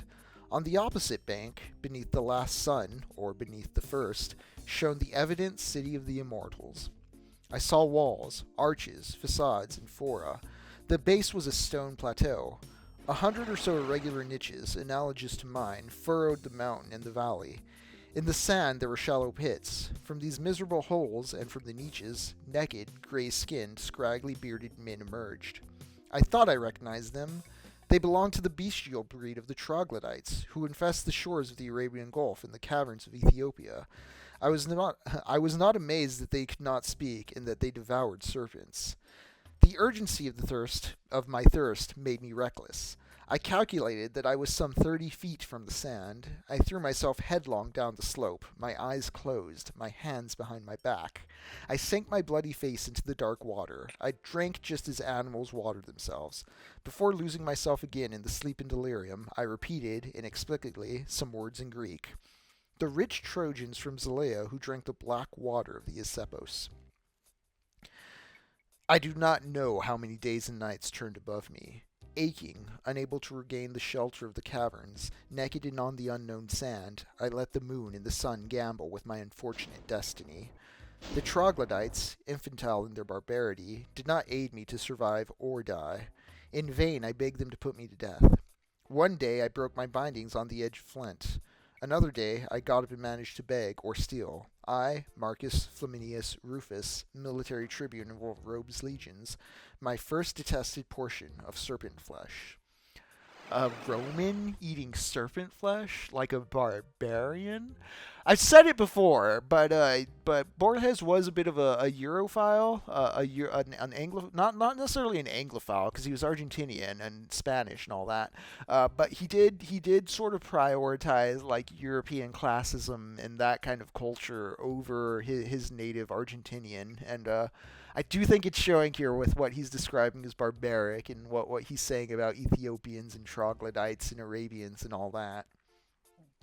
And the big gasp moment here being this Roman deciding to eat the flesh of a serpent. My covetousness to see the immortals, to touch the serpent human city, almost kept me from sleep. As if they penetrated my purpose, neither did the troglodytes sleep. At first I inferred that they were watching me, later that they had become contaminated by my uneasiness, much as my dogs may do. To leave the barbarous village, I chose the most public of hours, the coming of evening, when almost all the men emerge from their crevices and pits and look at the setting sun without seeing it. I prayed out loud, less a supplication to divine favor than as an intimidation of the tribe with articulate words. I crossed the stream clogged by the dunes and headed toward the city. Confusedly, 2 or 3 men followed me. They were, like the others of that breed, of slight stature. They did not inspire fear, but rather repulsion. I had to skirt several irregular ravines, which seemed to me like quarries, obfuscated by the city's grandeur. I had thought it nearby. Toward midnight, I set foot upon the black shadow of its walls, bristling out in idolatrous forms on the yellow sand. I was halted by a kind of sacred horror. Novelty in the desert are so abhorred by man that I was glad one of the troglodytes had followed me to the last. I closed my eyes and awaited, without sleeping, the light of day. I have said that the city was founded on a stone plateau. This plateau, comparable to a high cliff, was no less arduous than the walls. In vain I fatigued myself. The black base did not disclose the slightest irregularity. The invariable walls seemed not to admit a single door. The force of the sun obliged me to seek refuge in a cave. In the rear was a pit. In the pit a stairway, which sank down abysmally into the darkness below. I went down. Through the chaos of sordid galleries, I reached a vast circular chamber, scarcely visible. There were 9 doors in this cellar. 8 led to a labyrinth that treacherously returned to the same chamber. The 9th, through another labyrinth, led to a second circular chamber equal to the first. This guy's in a Doom level. He's in a circular chamber with 9 doors leading to another circular chamber. Jacob, is that Cyber Demon still alive? Not the one in the center of the room, no. There might be other ones. The big bulky boy with his big thick butt. Cyber Demon's got cake. I don't know why that's coming to mind right now, but I was just thinking when we start that level and his back's to us, he's just intimidating us. It's just a show of power. Like, they really wanted you to be scared of that demon. Well, he's just like showing his back muscles off like nothing. Just shredded with his cannon arm. Yeah. I do not know the total number of these chambers. My misfortune and anxiety multiplied them. The silence was hostile and almost perfect. There is no sound in this deep stone network save for that of a subterranean wind, whose cause I did not discover. Noiselessly, tiny streams of rusty water disappeared between the crevices. Horribly, I became habituated to this doubtful world. I found it incredible that there could be anything but cellars with 9 doors and long branched-out cellars. I do not know how long I must have walked beneath the ground. I know that once confused in the same nostalgia, the atrocious village of the barbarians and my native city amid the vineyards. How do you confuse the atrocious village of the barbarians with your native city? That seems like you shouldn't really ever be mixing those two things up in terms of what you're familiar with and what you're not. But is something happening to our protagonist as he goes through this weird, convoluted geometry? Is his sense of time and place being distorted, displaced? I feel like I'm back to that 100.3 fever. Drake, help me, please. Please. In the depths of a corridor, an unforeseen wall halted me. A remote light fell from above. I raised my confused eyes. In the vertiginous extreme heights, I saw a circle of sky so blue that it seemed purple. Some metal rungs scaled the wall. I was limp with fatigue, but I climbed up, stopping only at times to sob clumsily with joy. I began to glimpse capitals and astragals, triangular pediments and vaults, confused pageants of granite and marble. Thus I was afforded this ascension from the blind region of a dark interwoven labyrinth into a resplendent city. I emerged into a kind of little square, or rather, a kind of courtyard. It was surrounded by a single building of irregular form and variable height. To this heterogeneous building belonged the different cupolas and columns. Rather than by any other trait of this incredible monument, I was held by the extreme age of its fabrication. I felt that it was older than mankind, than the earth.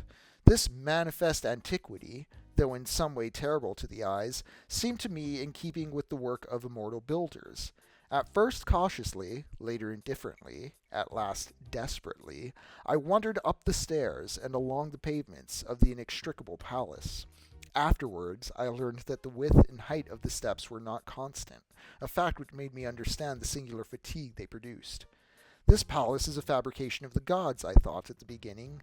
I explored the uninhabited interiors and corrected myself. The gods who built it have died. I noted its peculiarities and said, the gods who built it were mad. I said it, I know, with an incomprehensible reprobation which was almost remorse, with more intellectual horror than palpable fear. To the impression of enormous antiquity others were added, that of the interminable, that of the atrocious, that of the complexly senseless. I had crossed a labyrinth, but the knitted city of the immortals filled me with fright and repugnance. A labyrinth is a structure compounded to confuse men. Its architecture, rich in symmetries, is subordinated to that end.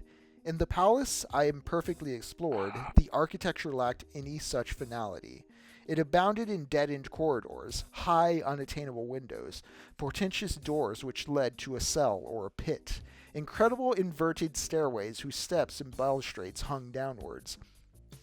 Other stairways, clinging airily to the side of a monumental wall, would die without leading anywhere, after making 2 or 3 turns in the lofty darkness of the cupolas.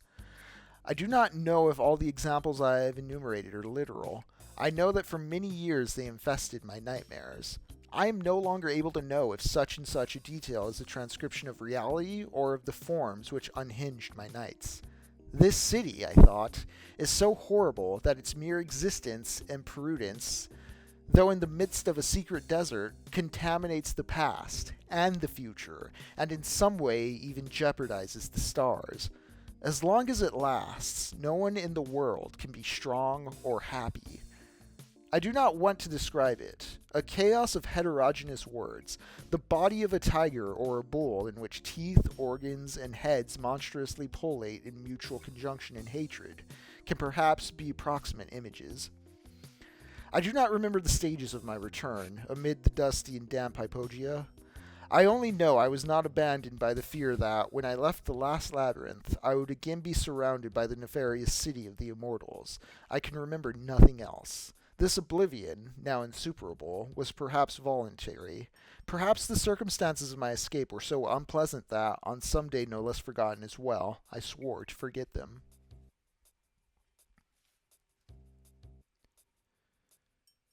How can its existence threaten the stars?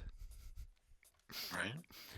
Just a horrible artifact created beyond our comprehension and outlasting its creator. I wonder sometimes how much history is going to be like are aliens going to be able to recreate computers, like if our grids go down and all our digital info's gone, like. Oh, that's a... Like, how weird's it going to look to be like, well, they just kind of sat at their desk all day and looked at these flat things, and we guess there's something there, but we don't know how to approximate that. We don't know how to recreate that. Ooh. Yeah, that's an interesting one, especially with just like especially with how much we advance technology and figuring that kind of stuff out. Yeah, funny enough, like I think about it in terms of important documents and stuff like that. But I mean, even now, I believe like with the Wii U and some like Nintendo digital service games, and even just like games that have been pulled off Steam or other digital store networks, like things just aren't forever. To think of a city that can outlast or a ruin that can incur damage on the cosmos, it seems like a downright optimistic or hopeful, to believe architecture could be that powerful, that it outlasts humanity in that way, or it creates that sort of nightmare scenario. Oh God, yeah. Those who have read the account of my labors with attention will recall that a man from the tribe followed me as a dog might up the irregular shadow of the walls. When I came out of the last cellar, I found him at the mouth of the cave. He was stretched out on the sand, where he was tracing clumsily and erasing a string of signs that, like the letters of our dreams, seem on the verge of being understood and then dissolve. At first, I thought it was some kind of primitive writing. Then I saw it was absurd to imagine that men who have not attained to the spoken word could attain to writing. Besides, none of the forms was equal to another, which excluded or lessened the possibility that they were symbolic. The man would trace them, look at them and correct them. Suddenly, as if he were annoyed by the game, he erased them with his palm and forearm. He looked at me, seemed not to recognize me. However, so great was the relief which engulfed me, or so great and fearful was my loneliness, that I supposed this rudimentary troglodyte looking up at me from the floor of the cave had been waiting for me. The sun heated the plain. When we began to return to the village, beneath the first stars, the sand burned under our feet. The troglodyte went ahead. That night I conceived the plan of teaching him to recognize and perhaps to repeat a few words. The dog and the horse, I reflected, are capable of the former. Many birds, like the Caesar's nightingales, of the latter. No matter how crude a man's mind may be, it would always be superior to that of irrational creatures. No matter how crude a man's mind may be, it will always be superior to that of irrational creatures. Interesting that even in judging this troglodyte... Oh, hey, nice. Nice. Nice. Jacob got us out of the circle of death. Carried us out of that pit. Good Lord. Trying to figure out what that door was opening and the timing. Man, something about that reminded me of Elden Ring and Dark Souls 2. Thinking of the stairways leading to nowhere, it very much reminded me of Shadow of the Erdtree's final area. I forget the name of the palace, but like the way it has the spiral staircases just kind of disintegrating and such. Yeah, it's like finding the final area in Elden Ring. That whole island, that DLC was wonderful as far as being a whole tucked away continent beneath the veil. Oh, cool. Yeah. The humility and wretchedness of the troglodyte brought to my memory the image of Argos, the moribund old dog in the Odyssey, and so I gave him the name Argos and tried to teach it to him. I failed over and over again. Conciliation, rigor, and obstinacy were completely in vain. Motionless, with lifeless eyes, he seemed not to perceive the sounds I tried to press upon him. A few steps from me, he seemed to be very distant, lying on the sand like a small ruinous lava sphinx. He let the heavens turn above him from the twilight of dawn till that of evening. I judged it impossible that he not be aware of my purpose. I recalled that among the Ethiopians it is well known that monkeys deliberately do not speak so they will not be obliged to work, and I attributed Argos' silence to suspicion or fear. From that imagination I went on to others, even more extravagant. I thought that Argos and I participated in different universes. I thought that our perceptions were the same, but that he combined them in another way and made other objects of them. I thought that perhaps there were no objects for him, only vertiginous and continuous play of extremely brief impressions. I thought of a world without memory, without time. I considered the possibility of a language without nouns, a language of impersonal verbs or indeclinable epithets. Thus the days went on, dying and with them the years. But something akin to happiness happened one morning. It rained, with powerful deliberation. Desert nights can be cold, but that night had been fire. I dreamt that a river in Thessaly, whose waters I had returned to goldfish, came to rescue me. Over the red sand and black rock, I heard it approach. The coolness of air and the busy murmur of the rain awoke me. I ran naked to meet it. Night was fading beneath the yellow clouds. The tribe, no less joyful than I, offered themselves to the vivid downpour in a kind of ecstasy. They seemed like Corbantes possessed by divinity. Argos, his eyes turned toward the sky, groaned. Torrents ran down his face, not only of water, but I later learned, of tears. Argos, I cried, Argos. Then, with gentle wonderment, as if he were discovering something lost and forgotten in a long time, Argos stammered these words. Argos, Ulysses' dog. And then, also without looking at me, this dog lying in the manure. We accept reality easily, perhaps because we intuit that nothing is real. I asked him what he knew of the Odyssey. The exercise of Greek was painful for him. I had to repeat the question. Very little, he said. Less than the poorest Rhapsodist. It must be 1,100 years since I invented it. Bum, bum, bum!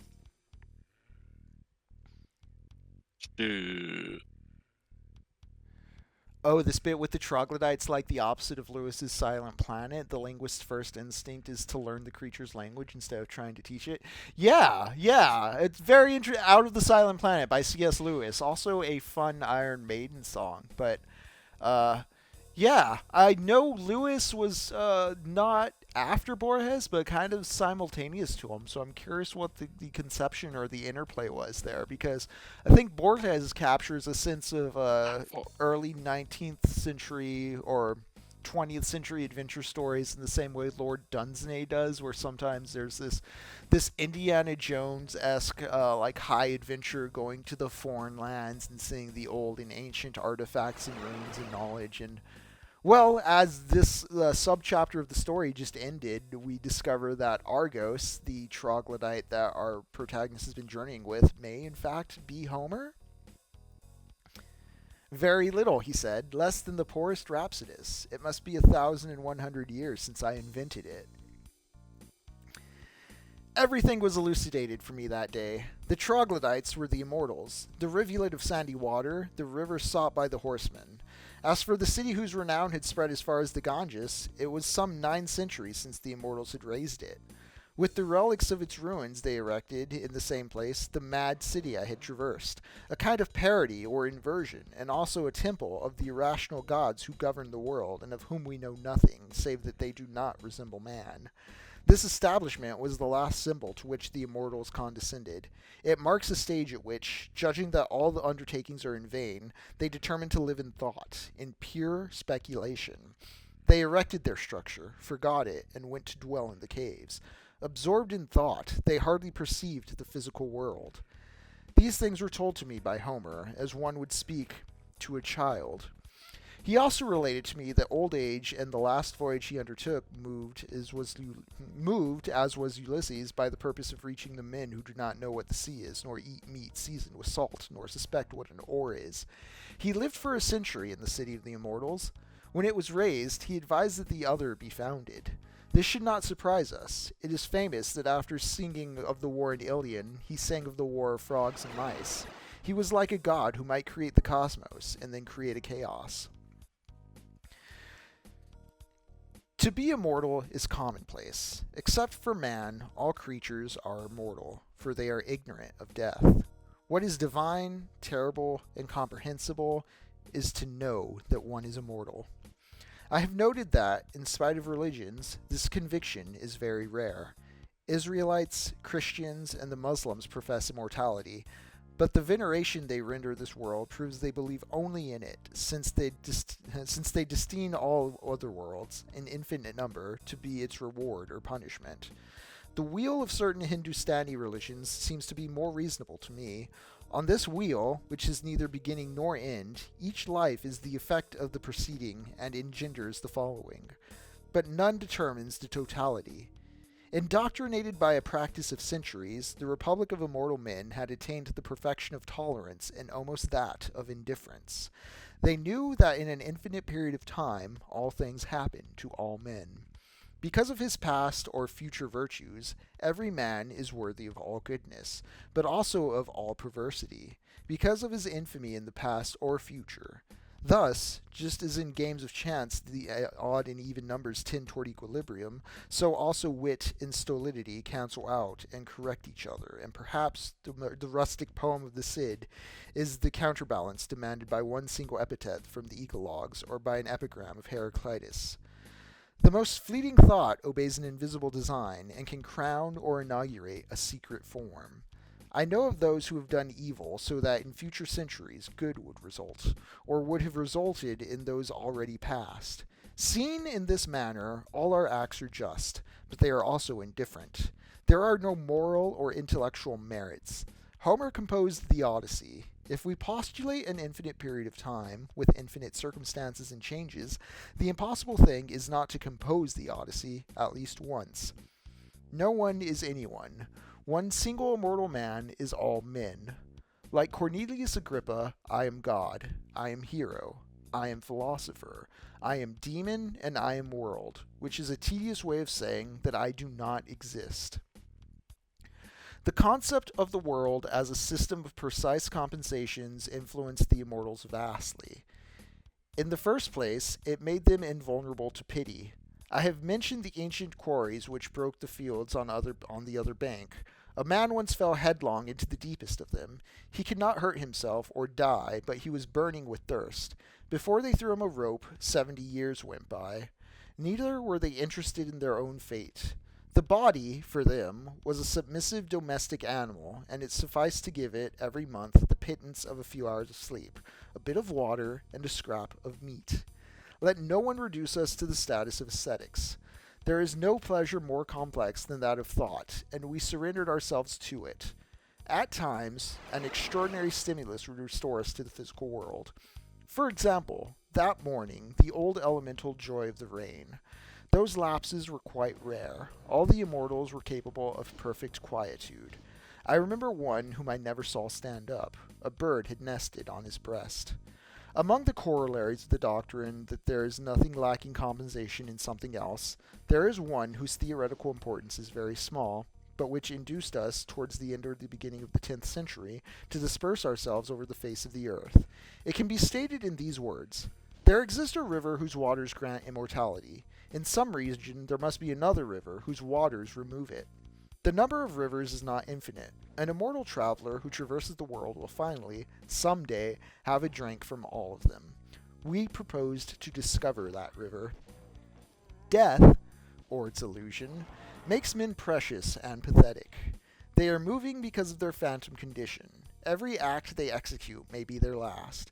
There's not a face that is not on the verge of dissolving like a face in a dream. Everything among the mortals has the value of the irretrievable and the perilous.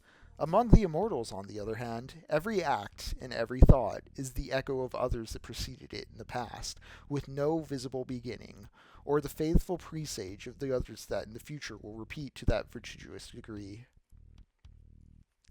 There is nothing that is not as if lost in a maze of indefatigable mirrors. Nothing can happen only once. Nothing is preciously precious. The elegaical, the serious, the ceremonial do not hold for the immortals. Homer and I separated at the gates of Tangier. I think we did not even say goodbye. Ooh, what's L-Man telling me here? I'm just looking at, you ever just become so detached, man? From Google, in a biographical account, Borges mentioned listening to his mother read from C.S. Lewis's Out of the Silent Planet around the time he was inspired to write his first short stories. Oh, awesome.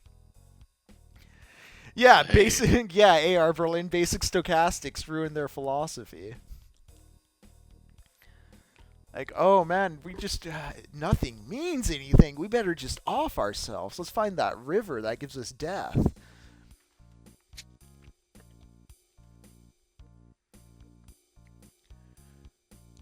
This does bring to mind when we were talking about Brian Johnson and like tech dudes just trying to automate everything and like not have to do any choice stuff on their own. What's the point of living at that point? What are you becoming? What are you making yourself into? Like, don't you want to catch your hand on fire for just a little, just to see what that feels like? Yeah, oh, absolutely. I traveled over new kingdoms, new empires. In the fall of 1066, I fought at Stamford Bridge. I do not recall whether in the forces of Harold, who was not long in finding his destiny, or in those of the hapless Harold Hardrada, who conquered 6 feet of English soil, or a bit more. In the 7th century of the Hydra, in the suburb of Bulak, I transcribed with measured calligraphy, in a language I have forgotten, in an alphabet I do not know, the 7 adventures of Sinbad and the history of the city of bronze. In the courtyard of a jail in Samarkand, I played the great deal of chess. In Bikaner, I professed the science of astrology, and also in Bohemia. In 1638, I was at Kolosovar, and later in Leipzig.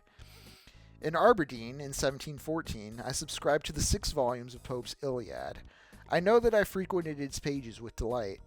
About 1729, I discussed the origin of that poem with a professor of rhetoric named, I think, Giambattista. His arguments seemed to me irrefutable. On the 4th of October, 1921, the Patna, which was taking me to Bombay, had to cast anchor in a port in the Etrian coast. I went ashore. I recalled other very ancient mornings, also facing the Red Sea, when I was a tribune of Rome, and a fever and magic and idleness consumed the soldiers. On the outskirts of the city, I saw a spring of clear water. I tasted it, prompted by habit. When I came up to the bank, a spiny bush lacerated the back of my hand. The unusual pain seemed very acute to me. Incredulous, speechless and happy, I contemplated the precarious formation of a slow drop of blood. Once again I am mortal, I repeated to myself. Once again I am like all men. That night I slept until dawn. After a year's time, I've inspected these pages. I am certain they reflect the truth, but in the first chapters, and even in certain paragraphs of the others, I seem to perceive something false. This is perhaps produced by the abuse of circumstantial details, a procedure I learned from the poets and which contaminates everything with falsity, since those details can abound in the realities but not in their recollection. I believe, however, that I have discovered a more intimate reason. I shall write it, no matter if I am judged fantastic. The story I have narrated seems unreal, because in it are mixed the events of 2 different men. In the first chapter, the horseman wants to know the name of the river bathing the walls of Thebes, Flammius Rufus, who before he applied to the city of the epithet of Hecmnes, says that the river is in Egypt. None of these locutions is proper to him, but rather to Homer, who makes express mention of the Iliad in Thebes Hecatimplos, and who in the Odyssey, by way of Proteus and Ulysses, invariably says Egypt for Nile. In the second chapter, the Roman, upon drinking the immortal water, utters some words in Greek. These words are Homeric and may be sought at the end of the famous catalogue of the ships. Later, in the Vercingetorix Palace, he speaks of a reprobation which was almost remorse. These words belong to Homer, who had projected that horror. Such anomalies disquieted me. Others, of an aesthetic order, permitted me to discover the truth. They are contained in the last chapters. There it is written that I fought on the Stamford Bridge, that I transcribed in Boyle the travels of Sinbad the sailor, and that I subscribed in Aberdeen to the English Iliad of Pope. One reads inter alia. In Bilkner, I professed the science of astrology, and also in Bohemia. None of these testimonies are false. What is significant is that they were stressed. The first of them seems proper to a warrior, but later one notes that the narrator does not linger over warlike deeds, but does over the fates of men. Those which follow are even more curious. A dark elemental reason obliged me to record them. I did it because I knew they were pathetic. Spoken by the Roman Flammius Rufus, they are not. They are, spoken by Homer. It is strange that the latter should copy in the 13th century the adventures of Sinbad, another Ulysses, and I should discover after many centuries in a northern kingdom and a barbarous tongue the forms of his Iliad. As for the sentence containing the name of Buchanan, one can see that it was fabricated by a man of letters, desirous, as was the author of the ship catalogue, of exhibiting splendid words. When the end draws near, there no longer remains any remembered images, only words. It is not strange that time should have confused the words that once represented me with those that were symbols of the fate of he who accompanied me for so many centuries. I have been Homer. Shortly, I shall be no one, like Ulysses. Shortly, I shall be all men. I shall be dead. Postscript, 1950. Among the commentaries elicited by the preceding publication, the most curious, if not the most urbane, is biblically entitled A Coat of Many Colors, Manchester, 1948, and is the work of the most tenacious pen of Dr. Nahum Cordovero. It comprises some 100 pages. The author speaks of the Greek centos, of the centos of late Latinity, of Ben Jonson, who defined his contemporaries with bits of Seneca, of the Virgilius Evangelius of Alexander Ross, of the artifices of George Moore and of Eliot, and finally, the narrative attributed to the antique dealer Joseph Cardophilius.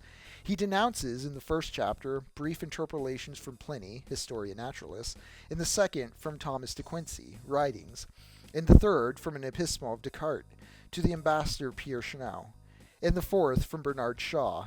He infers from these intrusions or thefts that the whole document is apocryphal. In my opinion, such a conclusion is inadmissible. When the end draws near, wrote Cardophilius, there no longer remain any remembered images. Only words remain. Words, displaced and mutilated words. Words of others, were the poor pittance left to him by the hours and the centuries.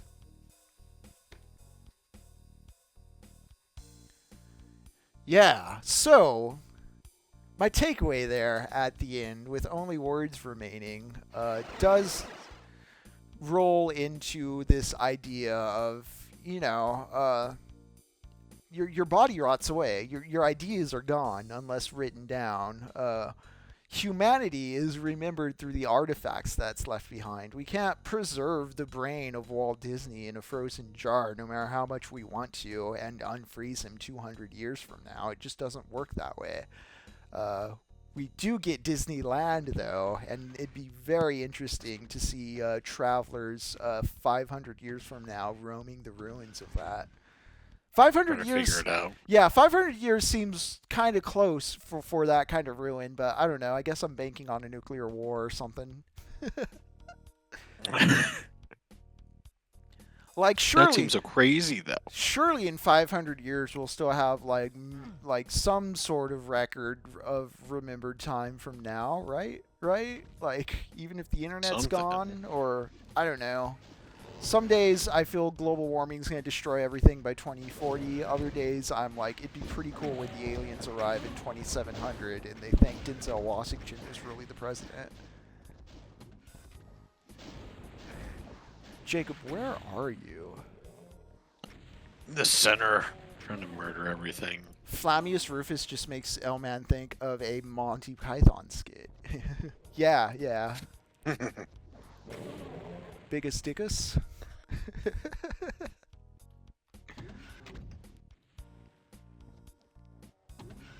Get spanked, demon. From the year 3256. Oh? How'd you get back here, 3256? Because the parallel universe Jacob and I are from, we stopped keeping track of years. Things just got too bad. Mm-hmm. Can't have a bad year if years don't exist. Right.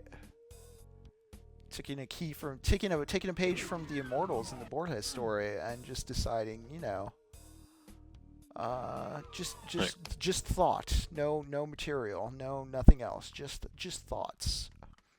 Only meditation.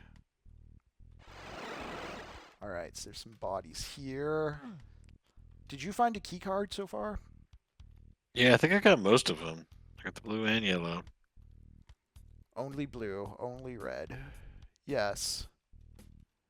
Where am I now? Where's the exit?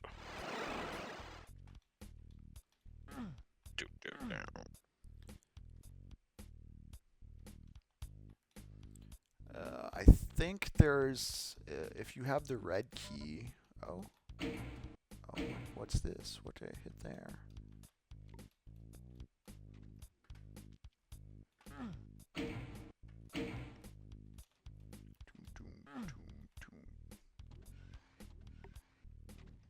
Thanks, Al, man. Yeah, I'm glad I'm feeling better, too. Even today, I was feeling a bit foggy, but when you're thrown in hell and given an immediate threat...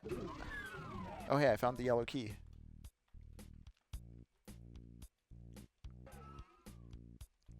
Yellow key and the blue key. Did you say you found the yellow key, or did you find the red? I thought I got the yellow key, pretty sure. What, Barney? What's that little demon up to? No, ma'am.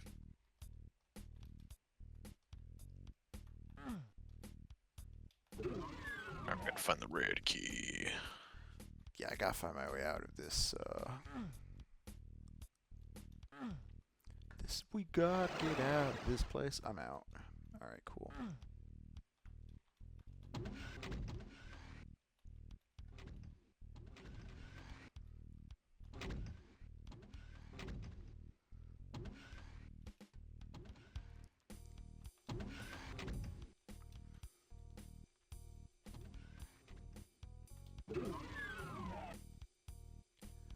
I know there's like another building besides the two I keep hovering around.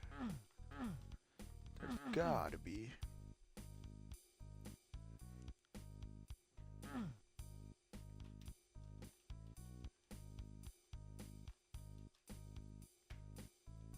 Climbing this pillar. No.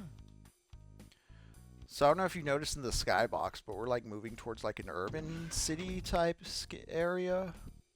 Yeah. We got these brick textures and this kind of like oh demons. Finally get the red key. No, I just found an area where there's dudes that haven't been slaughtered yet. Get the game back up now.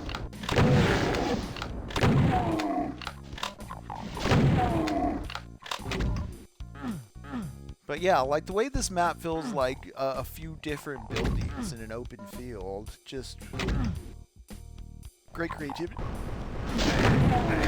Why do I have hiccups?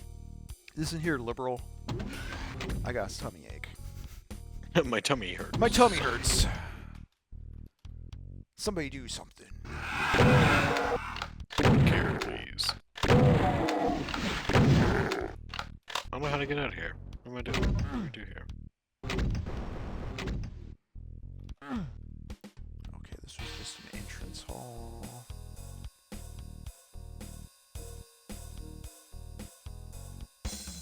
Oh, hey, Jacob, you found the way out.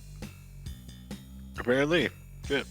All right, it is 9:43. Let's take a break.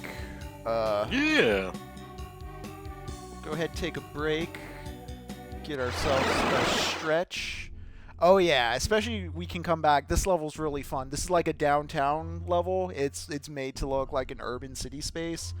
This will be a fun one to hop back to after we take our break. Oh, yeah. But it is 9:44.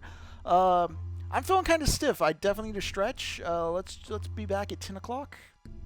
Yeah, sounds good. Take 15, we'll stretch, rehydrate, smoke them if you got them, and we'll see y'all in a bit. Yeah, can you hear me? Yeah, we are back. Hello, and welcome back to Techno Poverty. I'm Henry.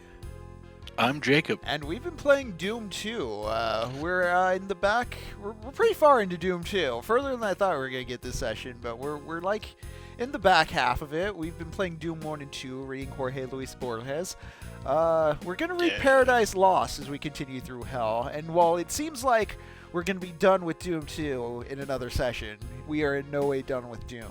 You don't just finish with Doom at Doom 2. There's too much hell to tour, and too much hell wants out of us for us to stop. We haven't even touched Paradise Lost, haven't talked at all about Neuromancer, we haven't gone through any custom WADs.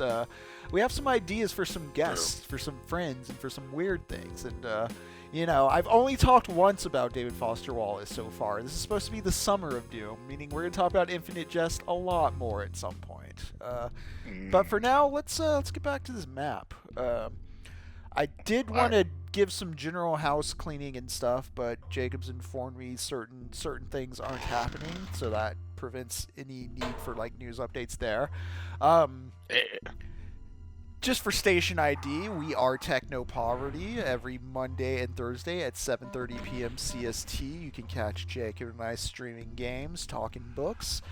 We have Shin Megami Tuesdays every Tuesday at 3 p.m. with our buddy Lux as we play through SMT3 Doctrine. That may not be happening tomorrow. Lux did just hit me up and inform me he got some vaccinations and stuff done today, so he made me out of it. Oh god, there's a cyber demon on these streets. Jacob, how are you feeling about this map? I hate it.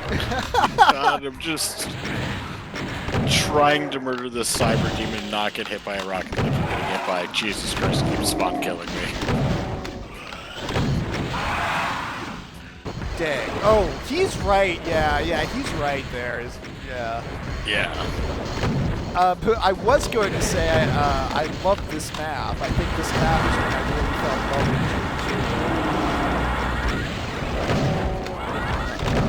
with that Kate. Fuck you, cyber demon. All right. But yeah, as you can see, we're like downtown. We're in an urban environment. I like the city buildings, like the brick building. Yeah. Like I'm seeing it. This guy's like this. I think after this, like Duke Nukem 3D's LA levels were the closest to like realistic levels a 2.5D shooter would have. I've been meaning to play Blood, because I hear Blood's pretty good as well from this era. Yeah, I don't think I've played Blood. I did play a little bit of Duke Nukem because my uncle had it, and I got to mess around with that. That wasn't until like later on. Here's the red door. Duke Nukem. He has cigar and strippers. Haha. I do love those old Ventrilo harassment videos. Yes, using, yes, the soundboards.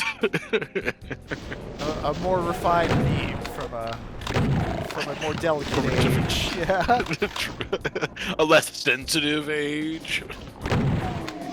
No, it's all woke. Everything's woke and you can't have fun.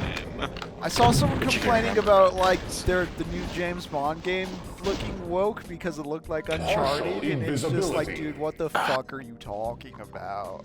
Yes, dude, it's so dumb. People just want to be mad at everything. Like they just want to be a victim somehow.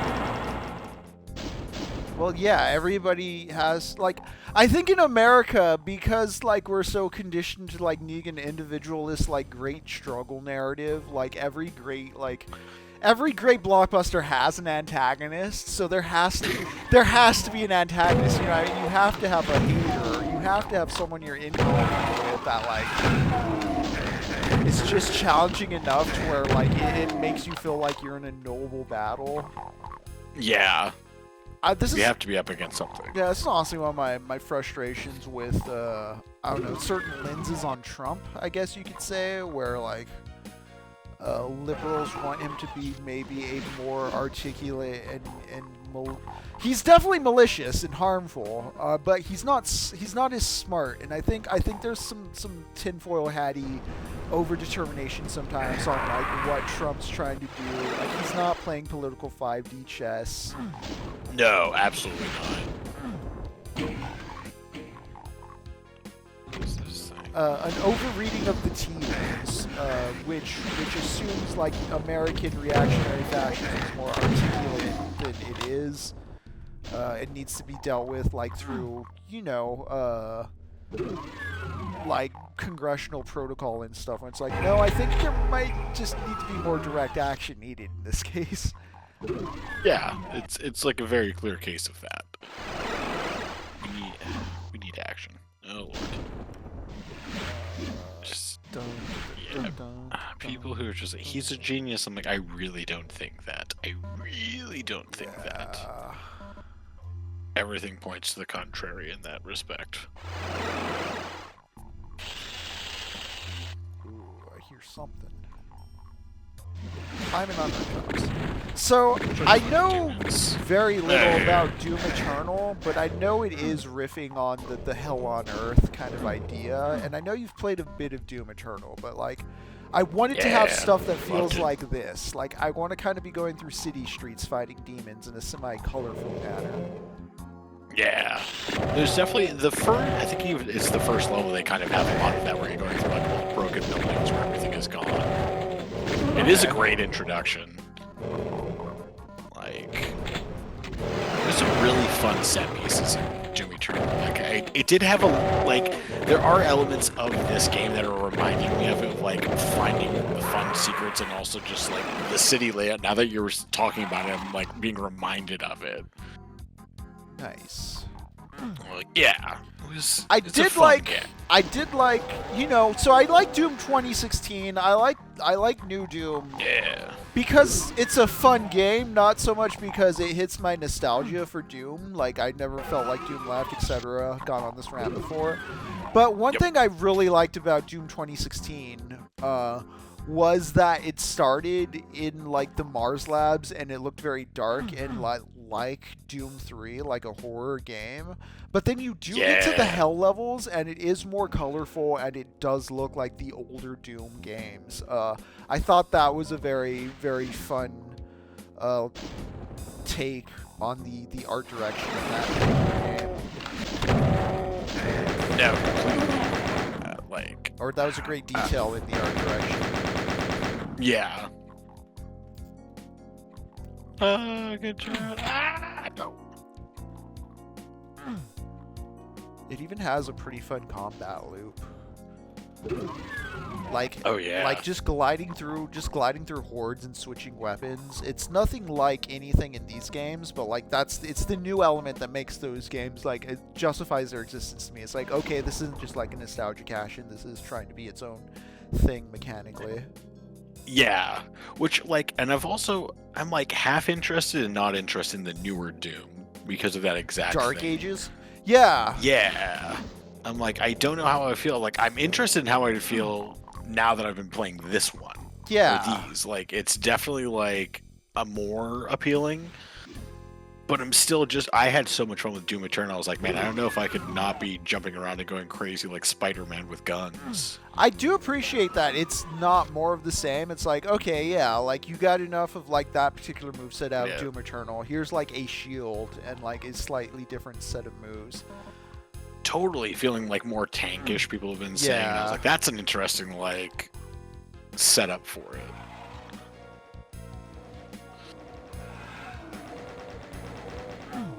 I think I hear you. God, they're so good at hiding things in these corners in this game. Yeah, like, I went through a weird cave into into this room that you probably just walked into from the streets, huh? Yeah, I was like, how did I... Ooh. Yeah, shit. Yeah, I just walked out onto the streets. I love the design of this level. Yeah. It's funny, AR Berlin just asked, okay, but where's my new Quake? Because when you were talking about Dark Ages, I was going to bring up, I've seen some fans who, like, reconcile by saying, like, Dark Ages feels more like a Quake than a Doom, but that's fine. Just because it's, like, it's more the medieval, like, grimdark thing. Although, I don't... Yeah. Quake's always been more just, like, industrial to me. That's what I was thinking, kind of like, I mean, cyberpunk industrial. I don't know how cyberpunk it actually is, but just like it feels like it to me, Trent Reznor doing the score and everything too. So yeah. Oh yeah, that's true too. I forgot about that, but yeah. Yeah, the music of Doom has got me kind of going back down the Nine Inch Nails catalog, and that first album is like such a strong debut. I'm like, oh yeah, I see why people really loved this shit. Dude, right? Remember that band that we recorded that one time that did a cover of Nine Inch Nails? No. Oh man, it was a little bar band. It was guys we were recording, but they did a cover of, I think, Closer. It was really good. Oh yeah. Yeah. I found I'm forgetting the name of the band. They were a great time. No, I remember the venue. I remember it was one of those places where like there wasn't even a stage. We were all just on the floor, huh? Yeah, it was like a circus or something. Fun spot.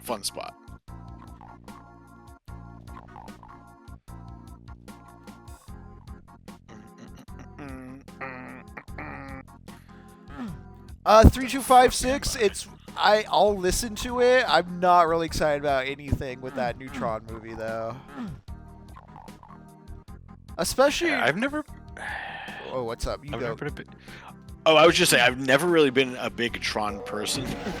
I'm honestly a big fan. Okay, so I think Tron, the original, is kind of a dated movie. Like, it's worth seeing once, and I like Jeff Bridges in it.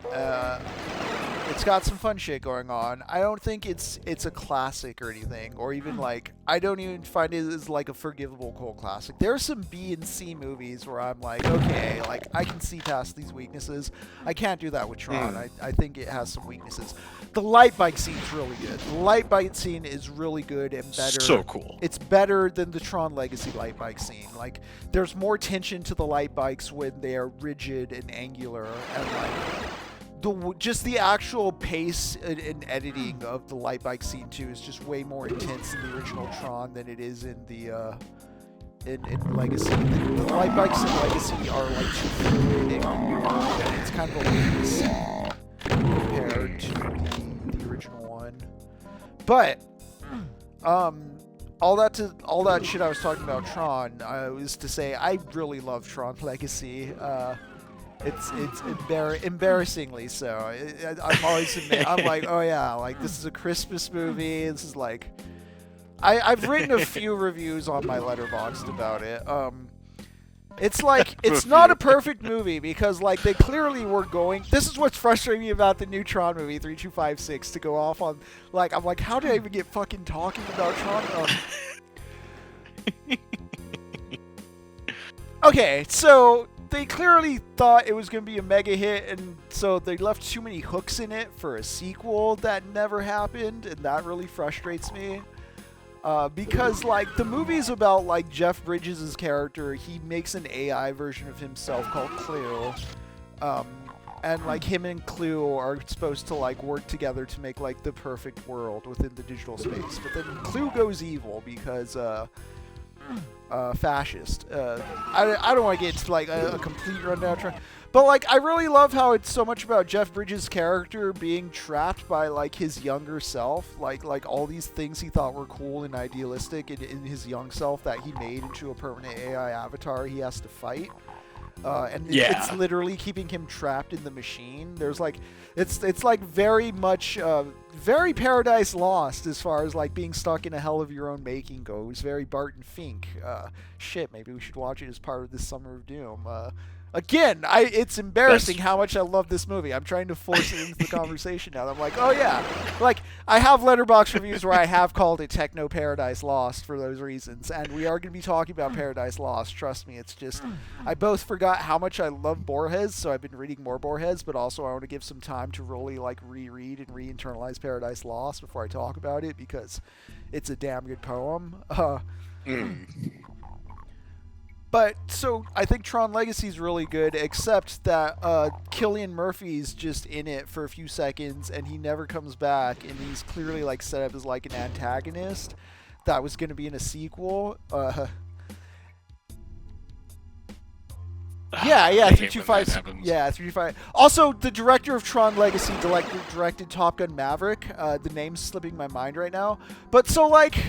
Disney's like, yo, we're gonna make another Tron movie, and it's like, okay, cool, yeah, the last one was critically liked, even if it wasn't commercially successful, and you like, that dude has since directed Top Gun, which people really liked, and also Cillian Murphy was just in Oppenheimer. So like, yeah, bring Cillian back, bring the Top Gun director back. Like sounds like it's cool. And they're like, oh, we're not doing that. Like, we're gonna get Jared Leto, and we're torching the cult classic shit, the cult shit. Yeah, like we're just making a third Tron movie. Jared Leto really needs to clean up his image right now, so we're just gonna give him this. So, like, I always, like, how many times has he been accused of stuff? Does he just keep getting away with it? Because I feel like every few years somebody's accusing him. I'm like, didn't that already happen? Did I think so? I was sexually assaulted by him. He climbed on top of me at a concert. Oh, God, Mr. Leto. It's like, this is wild. Non-consenting. Yeah, I'm intrigued. I don't know. I did like the Tron Legacy. Definitely a great movie. But yeah, man, I think I just was never into the first one for those same reasons, but loved the bikes. Always like the coolest scene. Yeah. It just never grabbed me as much, and I wanted to. Love the soundtrack. Also, Daft Punk soundtrack. Yeah. Like, so good. I respect what it pioneered for graphics. Is that on 4K? That would be a good pretty one to watch. Maybe? I actually don't know, yeah. Cuz like I'd be curious to see it in 4K too, because I mean they're going to clean it up and stuff, but like some of the effects for like the vertices and the digital spaces, it is just like tape on black boxes and stuff, you know, like highly reflective tape. Yeah. Little like Escape from New York stuff. Yeah. Alright, there's a blue door around that I don't remember the location of. No, Barney, you can't have food. Too much food, Barney, no. I agree, 3256. There's a few Daft Punk albums I would probably rank below Tron Legacy soundtrack. Yeah. Yeah, dude, it's a really good soundtrack.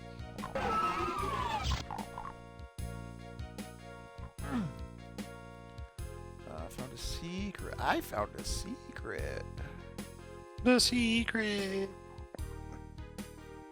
Okay, where's...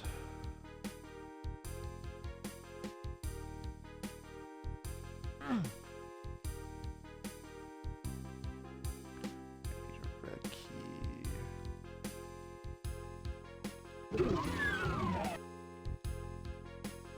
Oh, right. Okay, I need to port up...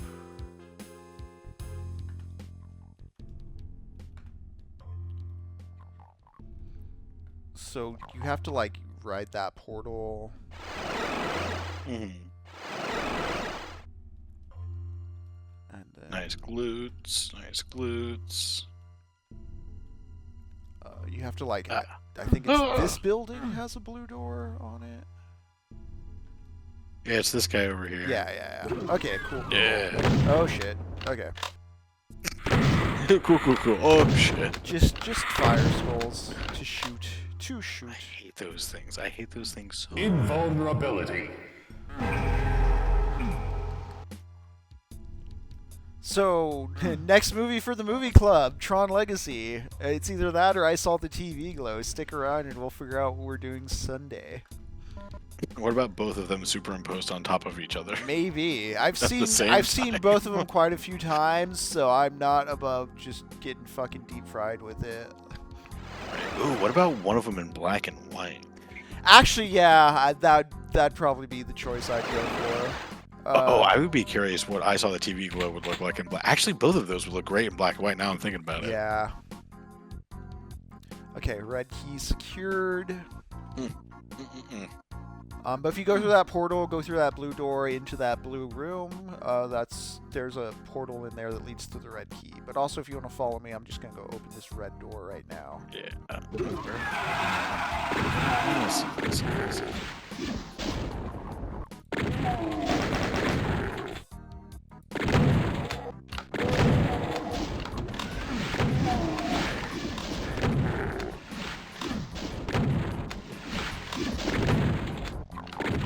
Yeah, definitely gonna be playing this again in VR sometime soon. This is way too much fun. Yeah, I think now that you've ran through Doom 1 and we're this far into Doom 2, you're very much familiar with like how the levels and like mechanics work in a way that probably will like be like easier to, you know, when you're playing the VR, it's like, okay, I know what things are now. There's the yellow Yeah, key. exactly. Nice.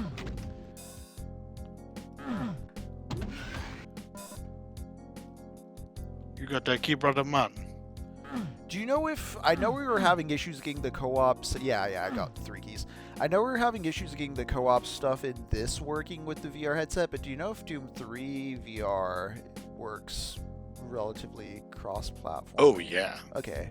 If cross-platform? Possibly, actually. We should look into that. I'm like, I haven't done it with that yet. Cool.